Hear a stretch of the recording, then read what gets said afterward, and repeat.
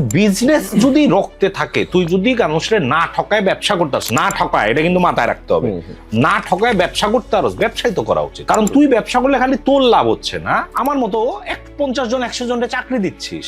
কারণ সবাই তো ব্যবসা খুলতে পারে না, তোর রক্তে যদি থাকে করে fail. Personal brand is the future. আমি যদি কালকে একটা আলু পটলেরও ব্যবসা করি, আমার যদি পরিচিতি থাকে, আমার উপরে যদি মানুষের ট্রাস্টটা থাকে, ওটাই ব্যবসা হবে।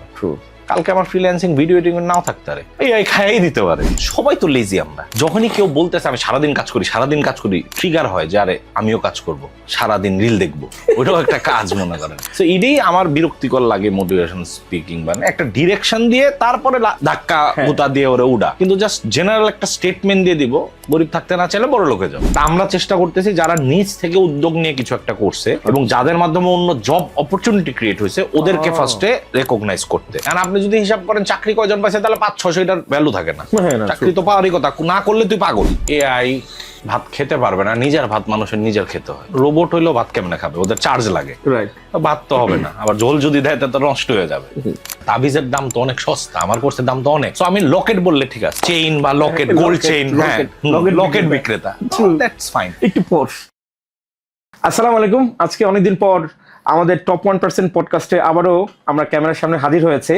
তো আজকে আপনারা জানেন যে আমাদের এই পডকাস্ট শোতে আমরা সাধারণত তাদেরকেই ইনভাইট করি যারা তাদের নিশে, তাদের প্রফেশনে, কমিউনিটিতে 1%, টপ 1%-এ যারা বিলং করেন, তাদেরকে ডেকে নিয়ে আসি আমরা। তো আজকে আমাদের অতিথি হিসেবে আছেন রাফায়েত রাকিব ভাই। আপনারা সবাই চিনেন, celebrity content creator, celebrity YouTuber, তারপরে সেলিব্রিটি ফ্রিল্যান্সার। তো ওনাকে আমি পার্সোনালি খুব পছন্দ করি।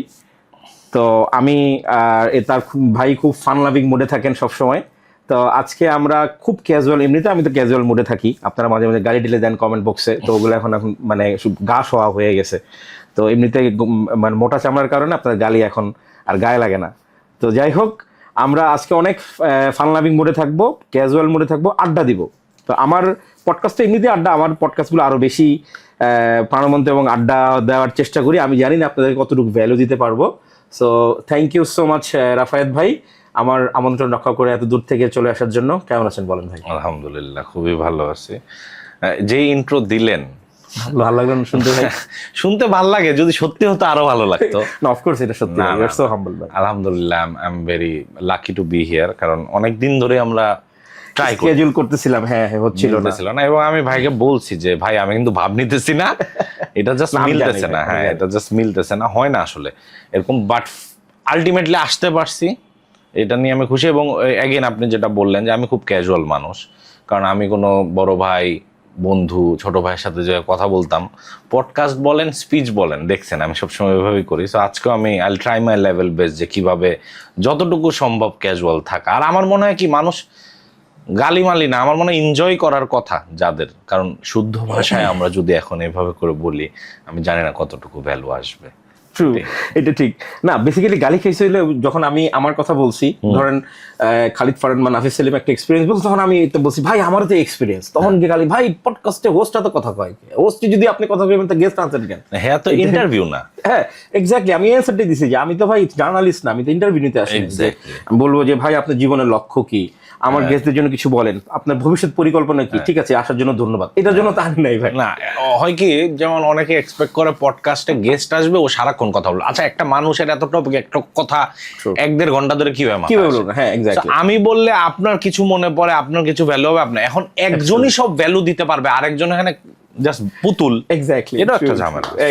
আমিও অ্যাপ্রিশিয়েট করি যেখানে আলোচনা বা ডিসকাশন বা আড্ডা হয়, রাদার দেন ইন্টারভিউ। এক্স্যাক্টলি, আমারও এটা খুব ভালো লাগে। সো আমার মনে হয় যে আমি তো একটু হলেও আমার ক্যারিয়ার থেকে কিছু কন্ট্রিবিউট করার সুযোগ থাকে, প্রাসঙ্গিকভাবে চলে আসে।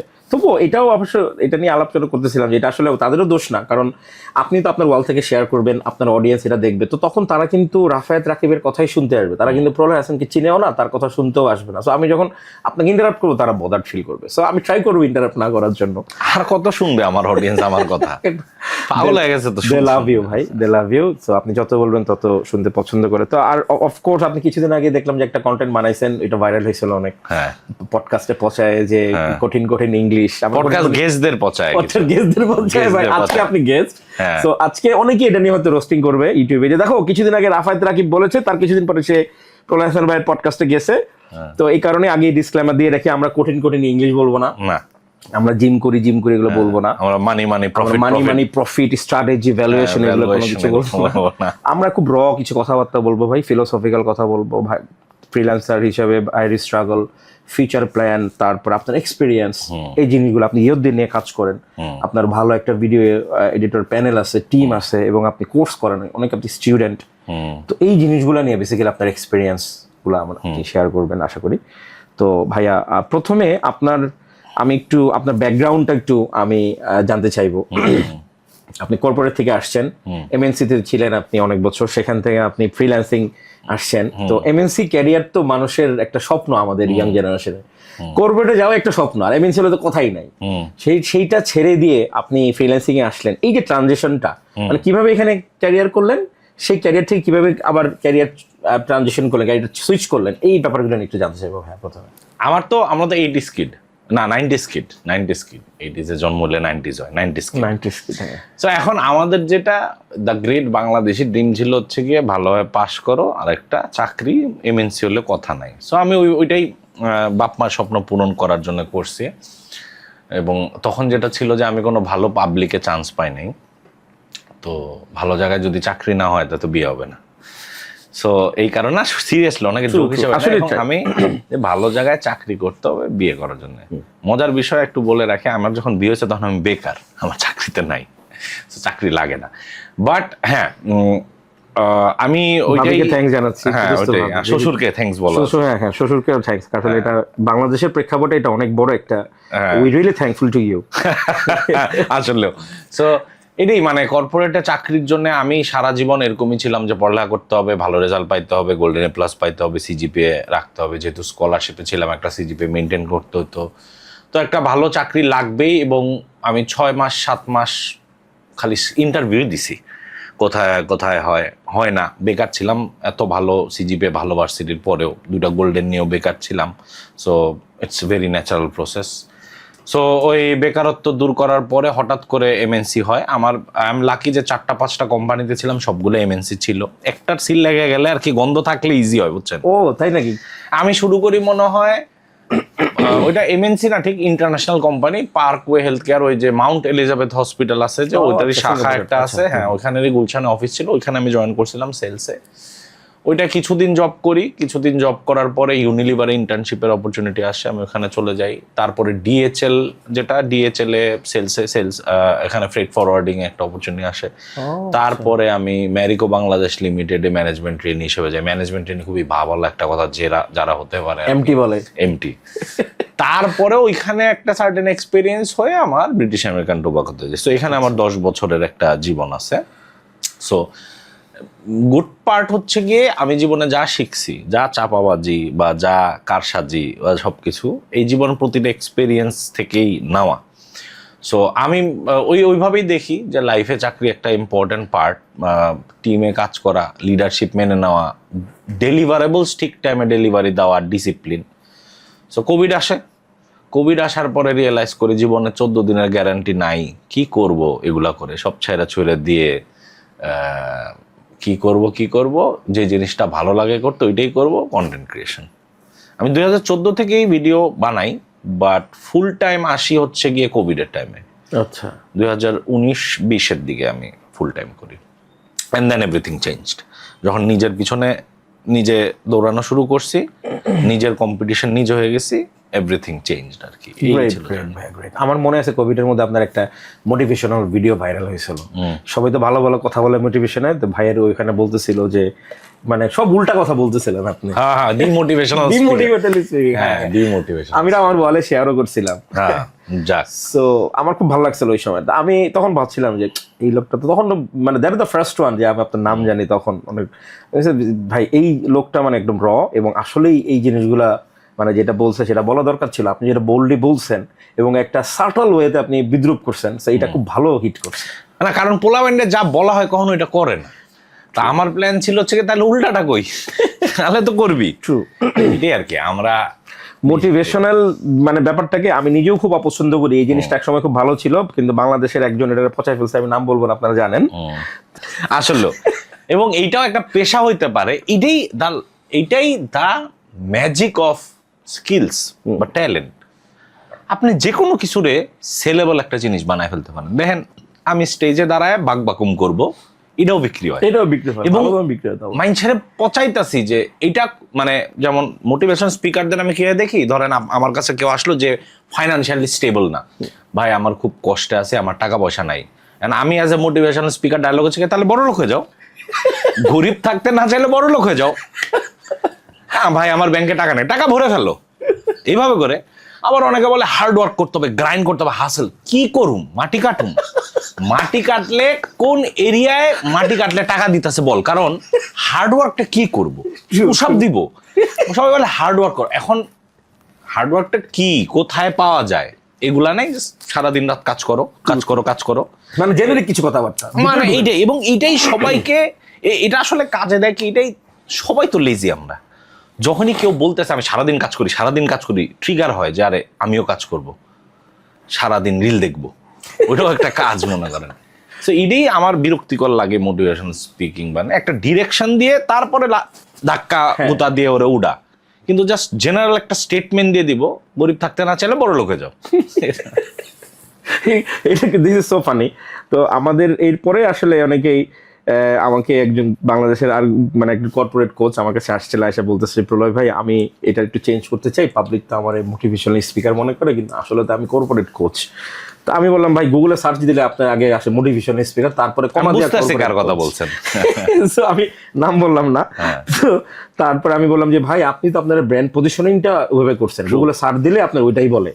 তা এখন আসলে কাহিনী কি বলো ভাই, এখন তো আমরা যখন শুরু করছিলাম ক্যারিয়ার তখন তো মোটিভেশনের খুব জয় জয়কার ছিল, এখন তো পাবলিক গালি দেয়, এখন এটা পজিশনিং চেঞ্জ করতে চাই। না আসলে এটা খুবই খারাপ একটা দিকে মন নিচ্ছে। এইটা কোনো টাইটেল হইতে পারে না, আমরা বাঙালিরাই মনে হয় এটা টাইটেল হিসেবে ইউজ করে, আমি একজন মোটিভেশনাল স্পিকার। এবং ইন্সপিরেশনাল অফিসার আছে, চিফ ইন্সপিরেশনাল অফিসার, এ কি নকল করে? না এটা আমি একটু পজিটিভলি দেখি। ও মানে একজন ভদ্রলোক বলতেছিল যে আমার কাজ হচ্ছে আমার এমপ্লয়িদেরকে ইন্সপায়ার করা। ওই আমি ভাবছি যে ইন্সপায়ার কন্টেন্ট বানায়। না না দেখেন আমি এইচআরে ছিলাম, এটা একটা ইম্পর্টেন্ট রোল যে আপনার এমপ্লয়ীদের মেন্টাল স্টেবিলিটি ডেভেলপমেন্ট মোটিভেশনে লাগেই অফকোর্স অনেক স্টেপ নিতে হয়। জাস্ট বোনাস দেওয়া না, পিকনিকে নেওয়া না, অবশ্যই কাজের স্যাটিসফ্যাকশনটা পাইতেছে নাকি, Absolutely. কাজটা প্রত্যেকটা জিনিসের উপরে ডিপেন্ড করে। That is something else, you are actually doing something for the people, Exactly. Dedicated people, যেটার জন্য আমাকে টাকা দেওয়া হচ্ছে আর আমার একটা টাস্ক আছে। হ্যাঁ সার্ভে হয়, সার্ভের মাধ্যমে বোঝা যায় কত দূর এক্সিকিউট হয়েছে। কিন্তু ওভারঅল জেনারেল পাবলিকের জন্য আমি মনে করি যে যদি কারো মোটিভেশন লাগে জীবনে কিছু করার জন্য, তাহলে মানে মানে আমি মানে অন্ধকার বাদে কিছুই দেখতেছি না আর কি তার জীবনে। মানে মোটিভেশনটা মানে কারোই স্পিচ শুনে মোটিভেশন, এক্স্যাক্টলি হতে পারে কোন একটা ঘটনাটাকে ট্রিগার করছে, ওটা মোটিভেট, ওইটা অন্যরকম জিনিস। মানে আমার একটা মোটিভেশনাল স্পিকারের সেশন টাকা দিয়ে কিনে দেখতে হবে যাতে করে আমি মোটিভেট পাই, লাইফে গিয়ে শাইন করি। একটা বই পড়েও মানুষ ইন্সপায়ার হইতে পারে, টিভি শো দেখে হইতে পারে, সিনেমা দেখে হইতে পারে। এক্স্যাক্টলি ফাইন, এটা আমিও আপনার সাথে আড্ডায় আপনি আমারে মোটিভেট করতে পারেন, আমি আপনাকে, আপনি আমাকে, কিন্তু কাউকে পয়সা দিয়ে এটা পেশা, এটা আমার একটু বেশি লাগে। যাক এই টপিক অনেক হয়ে গেছে। রাইট। এখন ভাই আমি জানতে চাইবো আপনার মোটিভেশনটা কি ছিল এই ফ্রিল্যান্সিং ক্যারিয়ারে আসা, বা এই যে আপনি খেয়াল করে দেখছেন যে আপনি একটু আগে দেখাইতেছিলাম আপনার নামটা আমি সেভ করছি কোটিপতির ভিডিও এডিটর নামে। আচ্ছা না সত্যি কথা বলতে আমি 2014 সাল থেকে ফ্রিল্যান্সিং করি, যখন আমি ইউটিউবে ভিডিও দেই আর অ্যাডসেন্সে হয়, যখন টাকা ঢুকে মানে $100 $150 ঢুকে, ওইটাই তো ফ্রিল্যান্সিং, কারো জন্য না, নিজের জন্য কাজ করতেছি। এবং ওইটা একটা মূল মোটিভেশন। আমার অনেক জিনিস আপনার মোটিভেশন টাকা ভাই, আমার জন্য প্রয়োজনটাই ছিল মোটিভেশন। আমি যদি $400 ইনকাম করতে পারতাম আমার কন্টেন্ট দিয়ে, আমার বাসা ভাড়া হয়ে যেত, বাসা ভাড়া, সার্ভিস চার্জ আর টুকিটাকি ইন্টারনেটের বিল হয়ে যেত। এটা এর চেয়ে বড় মোটিভেশন কি? আপনি এমন একটা স্কিল আছে বা শখ আছে যেটা দিয়ে আপনার বাসা ভাড়া দিতে পারেন, আর কি লাগে? আর কি লাগে? হ্যাঁ সবচেয়ে। সো অনেকে ভাবে যে আমি যোগ করে বলি যে মোটিভেশন কি টাকা, তো অনেকে টাকা এটা সারফেস লেভেলের টাকাটা শুনে, বাট আপনি হয়তো বা জানেন আমার মেইন মোটিভেশন হচ্ছে কি চিকিৎসা। সো যদিও এটা আমাদের মৌলিক অধিকার, শিক্ষা, চিকিৎসা, খাদ্য, বস্ত্র, বাসস্থান, বাট আমাদের তো এটা সব ভালোই জানে, আমাদের কোনো ইন্স্যুরেন্স বা এরকম কিছু নাই যে গভর্নমেন্টের কোনো কিছু নাই, আপনি অসুস্থ কেউ আইবো না, জিগাইবো না। সো আমার সবসময় টার্গেট থাকে যে এতটুকু টাকা থাকতে হবে, যেহেতু প্যারেন্টসদের বয়স হয়ে যাচ্ছে বা আমার ছেলে আছে, আমার বউ বাচ্চা আছে, তো আমি নিজেও তো এবং- অসুস্থ। হ্যাঁ আমি নিজেও হইতে পারি। সো আমি এবং আমার ক্লোজ সার্কেল অথবা আমার এমপ্লয় যারা আছে যাতে আমি ট্যাকেল দিতে পারি। যদি আমার মনে হয় যে অতটুকু টাকা থাকে যে আমি মেডিকেলি ঠিক আছি, তাহলে আমি কিছু না কিছু করে ফেলতে পারবো। বাট আমার দাঁড়ায় থাকতে পারতে হবে। এই যুগে যা খাইতেছি যা করতেছি দাঁড়ায় থাকাটাও চ্যালেঞ্জিং। আমাদের বয়সী মানুষের হার্ট অ্যাটাক হচ্ছে, এই সেই হচ্ছে। হ্যাঁ, আমার নিজেরই cholesterol high, pre diabetic, fatty liver, অনেক কিছু আছে আমার অভ্যাসের 38 কারণে। না 38 হ্যাঁ ওরকমই। আমি অলরেডি 40 ক্রস করছি, 41 পা দিব এই বছর। আমি 18 আর কি, আমি 38 বাড়ায় বলি, বাট 18। ওই কাইটা দিও, কাইটা আমাকে বললো তাহলে 25, ঠিক আছে? সো আমার কথা হচ্ছে গিয়ে বাপ মার চিকিৎসা আর নিজেদের চিকিৎসার টাকা ম্যানেজ করার জন্যই আমার মেইন মোটিভেশন, যাতে আর জীবনে যা কিছুতে বাজি এটার জন্য না বাজি। এরপরে মোটিভেশন আসে যে 18, 20, 22 বছরে আমি যেই ভার্সিটি পড়তাম নর্থ সাউথে, আমি দেখতাম মানুষের লাইফ খুবই অন্যরকম। ওরা লাঞ্চ করতে যেখানে যাইতো, আমি ওটা মান্থলি বা 2 মাসে একবার প্ল্যান করতে হইতো যে ওইখানে খাইতে যাও। আমি বলতেছি না যে আমি অনেক গরিব ছিলাম, আমি বলতেছি যে ওইখানে 10 দিন খাওয়ার মতো অ্যাবিলিটি ছিল না, কারণ টাকা বাপ থেকে বা মা থেকে চাইতে হবে অথবা টিউশনি করায় বা পার্ট টাইম করায় আনতে হবে। সো যেগুলো আমি এনজয় করতে পারিনি আমি সবগুলো এনজয় করব। আমি একটা ভালো ঘড়ি পরবো, আমি একটা ভালো গাড়ি চালাবো, এই শখগুলা আছেই। কারণ আমার শখ আমি চাই না আমার বাবার ফিল আপ করতে, অনেক ফিল আপ করছে উনি আমার জন্য, অনেক কিছু করছে। এখন আমার this is my turn, of course. আমি আমারটা করবো এবং তাদেরটা করবো। সো এইভাবে করেই শুরু। এই আমার ভাই এইভাবে যে আপনি ভাবেন, I am really thankful to you ভাই। কারণ আমি আমার ফ্র্যাঙ্কলি স্পিকিং আমার বাবার জন্য অস্ট্রেলিয়া থেকে চলে আসছি। বিশাল কাহিনী, আমি পডকাস্টে বলছিলাম, আমার ইয়েলো বলছিলাম যে আমি আমার বাবা মাকে শেষ বয়সে খেদমত করতে পারবো না, তারপরে জানাজা পাবো না, আমার ওই বিদেশের লাইফ দরকার নেই, আমি চলে আসছি শেষ করে। যে আমি এখন আমার বাবা মারে, গত বছর আমার বাবা গত হয়েছেন, আমি সাথে ছিলাম, এখন আমার মা আমার সাথে থাকেন। আমি প্রায় আমার মাকে কপালে চুমু দিয়ে বের হই, তা আমার যে কি শান্তি লাগে। না, না, তো true, আমি আলহামদুলিল্লাহ, বুঝতে দিস ইজ ব্লেসিংস ভাই। There are lots of people in the world, তারা এই সৌভাগ্য হয় নাই। মানে আমার খুব ভাল লাগে কি জানেন, হয়তোবা আমি ওরকম ক্লোজ না আমার বাবা মার সাথে, যে কিছু আমি খুব ঈর্ষা করি কিছু ছেলে পেলে আছে যে বাবা মাকে জড়ায় ধরে ওইভাবে থাকে, আবার কিছু আছে একটু ডিস্টেন্স কিন্তু ভালোবাসা আছে। হ্যাঁ হ্যাঁ হ্যাঁ, আমার মেজো ভাই হ্যাঁ এটাই তো, বড় ছেলে হিসেবে আমার একটু ডিস্টেন্স। আমার ছোট ভাই কিন্তু আবার খুব ক্লোজ, জ্বর হইলে মায়ের সাথে ঘাইসা শুয়ে থাকতো, এরকম হতো। তো বাবার মানে ডিস্টেন্স আছে, ভালোবাসার জায়গায়, you can not change it. Of course of course. But আমার খুব ভালো লাগে যদি আমাকে তারা একটা বট গাছের মতো দেখে, যে আমরা যদি কোনো বিপদে পড়ি বা আমাদের কারো কিছু হয়, রাফায়েত আছে। এই জিনিসটা যে সিচুয়েশনটা আলহামদুলিল্লাহ আল্লাহ আমার নিয়ে আসছে, আর কি লাগে আমার। So this was my main motivation. এরপরে যা আসছে সব বোনাস। তো এখন তো লাইফস্টাইল, এটা সব বোনাস। এবং এখন হচ্ছে গিয়ে মজা করে বলি, যেই লাইফস্টাইলে চলে আসছি, I can't go back. And এই লাইফস্টাইল রাখার জন্য, এবং আমার এমপ্লয়িরাও একই কথা বলে, আমার টিম মেম্বাররা, যে ভাই যে লাইফস্টাইলে চলে আসছি, আমার এডিটররাও গাড়ি কিনে ফেলছে 2-3টা, এরকম করে ফেলছে, যে এখন we can't go back, we have to make sure everything. So আমরা কোনো বোকার মতো ডিসিশন নিতে পারবো না, আমরা কোনো ভুলভাল এমন কিছু করে ফেলতে পারবো না যে আমাদের বিজনেসটা ঝামেলা হয়ে যাক। সো ওইটাও একটা মোটিভেশন, যে we need to make sure এই 40-45 জনকে যে আমি চাকরি দিছি, ওই সবাইকে নিয়ে সাস্টেনেবল করে রাখতে পারে। নাহলে চাকরি দিলাম, চাকরি নাই, হ্যাঁ কালকে বস পালাইছে, এতগুলো লোকের রুটি রুটি নিয়ে তখন এক্স্যাক্টলি। এবং আমি যেটা ফিল করি, সেদিন কোথায় জানি বলতেছিলাম যে আপনি যখন 40-45 জনকে রুজি রোজগারের ব্যবস্থা করছেন, এটা আপনি না, আসলে আপনি একটা উসিলা, অফকোর্স আল্লাহ আপনার মাধ্যমে দিতেছে। সো ততদিন পর্যন্ত আপনার কাছে টাকা থাকবে যতদিন আপনার নিয়তে এগুলা থাকবে। এখন যদি আমি ভাবি যে আমি কিনলে 40টা এডিটর লাগবে, আমি তো 20 জন দিয়ে করাইতে পারি, দিলাম 2000, 1000, 5000 টাকা বাড়ায়, সারা দিন রাত কাজ কর, নাহলে তো তোর চাকরি নেই, কারণ বাংলাদেশে চাকরি আসলে অভাব। এরকম করে আমি কিন্তু 20 জনের স্যালারি পকেটে ঢুকাইতে পারি। হ্যাঁ এডিটর পয়দাও করতেছি। সো আমি পয়দা করতেছি, হেগো মধ্যে আছে, আমি আসলে কিছু আমি মোটিভেশন দিতেছি। হ্যাঁ, তো এখন মনে করেন যে আমি 20 জনের স্যালারি না দিয়ে এক্সট্রা ভর্তারি, আরো 2-3টা করে আইফোন কিনতারি মাসে। বাট আমার কথা হচ্ছে কি, যতটুক নিজের স্ট্রেচ করা পসিবল, কারণ আমি বলছিলাম আমার টার্গেট হচ্ছে কি 100 জন ড্রপ আউটের চাকরির ব্যবস্থা করবো।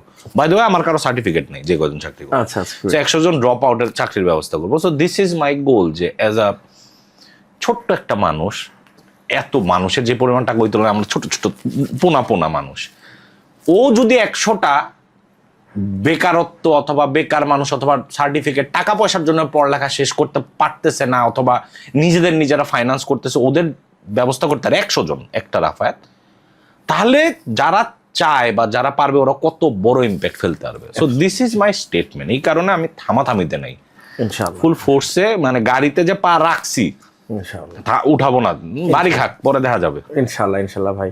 তো আমরা আসলে দোয়া করি ভাই, আল্লাহ পাক আপনার নিয়ত কবুল করুক। আপনি খুব ইনশাআল্লাহ নোবেল একটা নিয়ত নিয়ে কাজ করতেছেন। এই তোমরা কি বিটিএস নাও?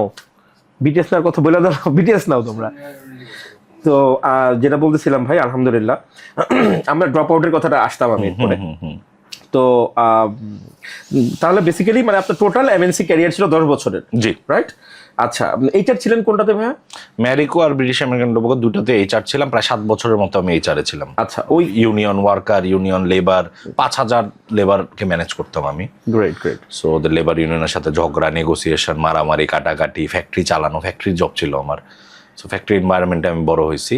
একটা ছিল নারিকেলের ফ্যাক্টরি, কারণ প্যারাশুট হেয়ার অয়েল, একটা ছিল টোবাকোর ফ্যাক্টরি, কারণ সিগারেট বানায় ওরা। সো এই দুইটা হেলথের জন্য সেকেন্ডটা অনেক খারাপ, শ্বাস যে নিতাম ওইটার মধ্যেও যাইতো, অনেক ড্যামেজিং, বাট ফ্যাক্টরি লাইফই ছিল আমার। আচ্ছা, আপনি তো স্মোকিং করতেন তখন? মানে অভ্যাস তো হয়েই যায়, কিন্তু এখন তার করেন না? এখন দেখলাম একটু ভেপ টেপ করি আর কি। বাট তাও আমার ওই টাইমে অভ্যাস খুব খারাপ হয়ে গেছিল আমার। একটা টাইমে যখন লাইফ বাজে ছিল, খুবই বাজে একটা ফেজে ছিলাম, আমি 2 প্যাকেট পর্যন্ত সিগারেট খাই ফেলতাম। I am not proud about it. এখন হয়তো বা সত্যি কথা বলতে টয়লেট যাওয়ার আগে আর কি এরকম একটা লাগে, বা একটা বা দুইটার মধ্যে চলে আসছে 2 প্যাকেট থেকে। So I am trying my level best. আমি এটা বলবো না যে আমি একদম মিথ্যা কথা বলবো না যে আমি খাই না। সোশ্যাল স্মোকার বা চলে আসে, বা অনেক স্ট্রেসফুল জব তো মাঝে মধ্যে করে ফেলি, বাট চেষ্টা করতেছি যতটুকু না হলে। কারণ আমার গায়ে গন্ধ থাকলে বা এরকম থাকলে আমার পোলা খুবই ডিমোটিভেটেড। রাইট, এটাই আমি বলতাম, তাই না? এখন কিন্তু আমরা ছেলে হয়ে গেছে। আগে যেটা করতাম যে বাথরুমে খাইতাম, এখন বাথরুমেও গন্ধ থাকে। বারান্দায় খাওয়া যায়, কিন্তু বারান্দায় গেলে মশা ঢুকবে, ডেঙ্গুর যে অবস্থা সব। তো আমার খাওয়া মনে করেন মানে জায়গা নাই, খাওয়া জায়গা নাই বলে So আমি মানুষ চাপে পড়ে ভালো মানুষ হয়ে গেছি। True true. সো এইটা একটা আমাদের জন্য লেসন, যারা আপনি মানে সিগারেট ছাড়তে পারতেছেন না, সিগারেট খাওয়ার জায়গাগুলো বন্ধ করে দেন, সিগারেট বাচ্চা নিয়ে নেন, বিয়ে করে ফেলেন, বাচ্চা নিয়ে নেন, ঠিক হয়ে যাবে। না, আমার একজন স্যার আছেন, স্যার আমি জানি না স্যার শুনে মাইন্ড করুন কিনা, স্যার বাচ্চা হয়েছেন, স্যার অফিসে সিগারেট খায়, সিগারেট খায়, বাসায় গিয়ে একদম ফ্রেশ হয়ে ঢুকে। এরকম অনেকে আছে, হ্যাঁ হ্যাঁ। স্যার অফিস তার বন্ধ করতে পারবো না। সো যাক, মাশাআল্লাহ। এখন আলহামদুলিল্লাহ, কি যেন একটু বলতেছিলাম যে আপনার ওই আচ্ছা, ওই এই ব্যাটে যখন চাকরি করতেন তখন তো সিগারেট না খেলে কেমন লাগে যে ভাই সিগারেট কোম্পানিতে চাকরি করি, সিগারেট খাইতেছি না, কিন্তু অনেকে এরকম সিগারেট খায় না। না, সিগারেট খাওয়াটা এখানে কোনো ম্যান্ডেটরি ছিল না। ওইখানে আসলে ইটস ইওর চয়েস। বাট আপনি ফ্যাক্টরিতে ঘুরতেছেন, আপনার সামনে গরম গরম আছে, 2-1 টান দিতেই পারেন, যার এই তো কিরকম হয়েছে, কোয়ালিটি চেকিং, কিউসি। বাট না, ওইখানে নন স্মোকারই বেশি ছিল, সিগারেট খাওয়াটা না। আমরা তো এইচআরে মানুষ নিয়ে কাজ করতাম, আমরা তো আর এমন না যে সিগারেটের টেস্ট করতে হতো, ওটা আমাদের রোল ছিল না। বাট হ্যাঁ, যখন আপনার কাছে এতগুলা আছে, সামনে আছে, 2-1 টান দিবেন। কিন্তু আমি বিয়ের আগে থেকেই তো স্মোক করতাম। ওইটা এমন না যে ঢোকার পরে, না না না, ওইটা আমি দুষ্টু, আমি আগে থেকেই ছিলাম। এই যে বললেন যে অনেক স্ট্রেসফুল জবের জন্য সিগারেট, মানে সিগারেট খেলে কি সত্যি স্ট্রেস রিলিভ হয়? না, এটা একটা সাইকোলজিক্যাল জিনিস, এটা একটা উসিলা, এটা একটা এক্সকিউজ, বুঝছেন? এটা একটা এক্সকিউজ, আর কিছু না। বাট শয়তানিটা শুরু হয় ওই সব স্কুল ফ্রেন্ডরা মিলে যখন শুরু করছিলাম, কলেজ স্কুল লাইফে। ইটস আ কুল থিং, বুঝছেন? ওইভাবে করে শুরু করছি, এবং ওই বন্ধুগুলোর সাথে যোগাযোগও নাই, কিন্তু অভ্যাসটা রয়ে গেছে। তো কোনো না কোনো ভাবে যোগাযোগ, এটাও এক ধরনের যোগাযোগ, ফুটপ্রিন্ট রেখে গেছে। আমি এটা বলবো না যে এই খারাপ, আমার বন্ধু আমাকে খারাপ বানাইছে, নিশ্চয়ই আমি ওকে খারাপ বানাইছি। তো এটা মিলিত প্রচেষ্টা এটা হয়েছে, সম্মিলিত। হ্যাঁ, but it's not something to be proud of. Of course আমার যেহেতু সিগারেটের প্রসঙ্গ আসলে, আমি যে খুব আবার সেন্ট এরকম না। আমি এক সময় হয়তো কলেজে বা ভার্সিটি লাইফেও আমি 1 বছর 1 প্যাকেট সিগারেট খাইতাম, মানে না খাওয়ার মতোই। ওইটা তো উইন্টার একটু বেশি খাইতাম আমি, কারণ খাইলে একটু শরীর টরীর গরম হয়, আর একটু ভাব আসে, সিগারেট খাই ভাব আসতেছে, এই ভাবটা আমি খুব এনজয় করতাম। আমি পরে যখন আমি ইউনিভার্সিটি ছেড়ে দিয়েছি, তখন ইভেন অস্ট্রেলিয়া যখন আমি ছিলাম, আমার টিচাররা সিগারেট খাইতো, আমাদের সামনেই খাইতো, তারপরে ইয়েরা খাইতো, স্টুডেন্টরা খাইতো, আমার কলিগরা খাইতো, ওয়ার্ক প্লেসে খাইতো, আমার রুমমেটরা খাইতো, মানে যেখানে যেত হেনে সিগারেট খাইতো। Smoking is injurious to your health, you should তুমি নিচে লাগাই দিও একটু, ইনজুরিয়াস টু। হ্যাঁ, ঠিক আছে, আমরা এটা নিয়ে আর, কিন্তু এখন ভাই পুরোপুরি ইটস বিন লাইক 10-15 ইয়ার্স মাশাআল্লাহ, আমি ধরিও না, কোনো ইয়ে করি না। এখন এমন অবস্থা হয়েছে, মানে আমার যখন ফ্রেন্ড সার্কেলরা দেয়, তখন মানে আমি কাশি, তখন বুঝছে তোর আর খাওয়া লাগবে না দিদি। তো এনিওয়ে, তো ভাইয়া আমার প্রশ্নটা ছিল যে এই কর্পোরেট ক্যারিয়ার থেকে আপনি মানে ওই সময় তো মোটামুটি যেহেতু এমএনসি তে ছিলেন ভালো টাকা পয়সা কামাইতেন, স্যালারি ভালো ছিল, ওদের salary package Bangladeshi point of ভিউতে ভালোই ছিল। সেখান থেকে ফ্রিল্যান্সিং এ আসছেন এবং আপনার কন্টেন্ট ক্রিয়েশনটা শুরু হয়েছে বলে 2020 থেকে, রাইট? মানে না 14 থেকে, বাট 20 থেকে আমি কন্টেন্ট ক্রিয়েশন প্রফেশন হিসেবে নিয়েছি। প্রফেশন হিসেবে নিয়েছেন, ওকে। তারপরে মনে হয় 1 বছর মনে হয় বন্ধ রাখছিলেন আপনি যখন আমি মার্কেট প্লেসে জয়েন করছি। মার্কেট প্লেস কোথায় ছিলেন? না ফাইবারে? ফাইবারে। আচ্ছা, গ্রেট। আপওয়ার্কে করেন না, যে কোনো আমার মনে হয় কি যে কোনো একটা প্ল্যাটফর্মে ক্লিক করে যে কোনো একটা জায়গায় রাজা হওয়া উচিত। রাইট। তো ফাইবারে ক্লিক করছে, ফাইবারে টপ রেটেড, ফাইবারে প্রো সেলার, ফাইবারে সার্টিফাইড সেলার, ফাইবারে আমি অফিসিয়াল ট্রেনার। তো যা যা নেওয়া সম্ভব ওর কাছ থেকে সব নিয়ে নিচ্ছি। Great great. সো একটা প্ল্যাটফর্মে ফোকাস করছি আমি, দুইটাতে করলে হয় কি অ্যাটেনশন একটু ভাগাভাগি হয়ে যায়। ফাইবার সিলেক্ট করলেন কেন আপওয়ার্ক বাদ দিয়ে? It was the easiest to get the first job. মানে যাদের এক্সপিরিয়েন্স নাই বা পোর্টফোলিও নাই তাদের জন্য এটা শুরু করাটা খুব ইজি। কারণ কি আমার কাছে ফাইবার মনে হচ্ছে ইউটিউবের মতো। ইউটিউবে যেরকম থাম্বনেল আর ভিডিও থাকে আর যেটা ভালো এটা ক্লিক করি, ফাইবারও ওটা মনে হয়েছে যে ভিডিও এডিটর সার্চ করার পরে কি আসতেছে। তো এটা একটা ইউটিউবের হোম পেজের মতো লাগছে আমার কাছে। সো কোনগুলো আমার ভিডিও দেখতে মন চাচ্ছে আর কোনগুলো চাচ্ছে না। সো এই সব কয়টাই আমি 7 দিন 8 দিন রিসার্চ করে দেখছি কি এই কয়টা মাথায় এই কয়টা থাম্বনেলই সামনে আসে সার্চ করলে। তার মানে এই জায়গায় আসতে হইলে যদি আমার ছবিটা এরকম হয় তাহলে অ্যাটেনশন ব্রেক হবে। ওইভাবে করে আসছে। আচ্ছা, প্রিটি স্মার্ট। আচ্ছা, এখন ভাই আমরা ড্রপ আউটের কথা বলবো। ড্রপ আউট শুরু করার কাহিনীটা একটু বলেন তো। নামটা খুব ক্যাচি, হ্যাঁ, এবং আপনি কি করছেন যে এখানে কোনো সার্টিফিকেট লাগবে না, পোলাপাইন পড়াশোনা শেষ করেন ইউনিভার্সিটি ঢুকে তোমরা আমার এখানে চলে আসো। তো ভেরি স্মার্ট এবং একটা ইনিশিয়েটিভ, দরকার একটা ইনিশিয়েটিভ ছিল। তো এটার পিছনে কাহিনী একটু জানতে চাই। ড্রপ আউট মেইন আমি নিজে আমাকে কর্পোরেট ড্রপ আউট বলি, কারণ এরকম একটা চাকরি ভালো, আপনি যেটা করলেন ভালোই কামাইতাম, মাশাআল্লাহ ভালোই কামাইতাম। সো এটা ছেড়ে আসাটা আমার সোসাইটি এবং আমার আত্মীয়দের কাছে কিন্তু প্রশ্ন এটা থেকে বাইর করে দিছে। মানে ফার্স্টে তো এটাই আসে, ড্রপ আউট পারলো না টিকতে, এরকম একটা ইমেজ আসে। আমি নিজে সোসাইটি বা corporate drop out. Drop out বলতে নট নেসেসারিলি পড়ালেখা থেকে ড্রপ আউট, বুঝছেন? আমরা না এই পিয়ার প্রেসারে এত ঝামেলায় থাকি যে এক একজন জীবনে এক একটা জায়গা থেকে বিতাড়িত ফিল করে। আমি এইচআরে যেহেতু 7 বছর চাকরি করছি, আমি ইন্টারভিউ নিতাম বিএডিতে, সব ধরনের ইন্টারভিউ নিয়েছি, ঢাকা ভার্সিটি থেকে শুরু করে নর্থ সাউথ, এগ্রিকালচার ইউনিভার্সিটি থেকে শুরু করে সব জায়গায় আমি ইন্টারভিউ নিয়েছি। মেডিকেল তো তাই করতাম, senior junior entry level intern. এত মানুষকে রিজেক্ট করছি আমি, বুঝছেন, বা রুলই থাকতো যে মিলে না এটা। তো তখন আমি ভাবতাম যে তো ভালো শিক্ষিত একটা মানুষরে আমি রিজেক্ট করতেছি। আমি এই যে একটা রাফায়াত আইসা আজকে ওর ক্যারিয়ার আমি ডিসাইড করি, তো যারা পড়তে পারতেছে না তাদের কি অবস্থা হবে? মানে এরা তো এরা গ্র্যাজুয়েট করে ইন্টার্নশিপ করে এসে টিকতে পারতেছে না। তো যারা গ্র্যাজুয়েশন শেষ করতে পারতেছে না, তো বাবা নাই অথবা মা নেই অথবা ফিনান্সিয়াল অবস্থা খারাপ। হ্যাঁ, পড়ালেখা তো আর কেউ সাদে অফ করে না বাংলাদেশে, বাইরে সাদে করে দেয়। বাংলাদেশে টাকা থাকলে কে অশিক্ষিত হইতে চায়? অশিক্ষিত মানে সবচেয়ে ব্যাক বেঞ্চাররাও চায় আচ্ছা আমার ডিগ্রি গুলো থাকুক, তাই না? সমাজের প্রেসারে গিয়ে পড়ালেখা ছাড়তে হয়, কিন্তু তাইলে তাদের অবস্থা কি? সো তখন আমি ডিসাইড করি যে আসলেও যদি বাংলাদেশে কিছু একটা ইম্প্যাক্ট রাখতে চায় কেউ, যে আমি অনেক কিছু করতে চাই, এমন কাউকে নিয়ে কাজ করা উচিত যাকে নিয়ে কেউই ভাবতেছে না। কারণ আমরা যখন বেকার বলি ওইটাও গ্র্যাজুয়েশনের উপর বেস করে পার্সেন্টেজ হিসাব করি, কতজন গ্র্যাজুয়েট আছে ভার্সেস কতজন চাকরি পায় না, কতজন বেকার।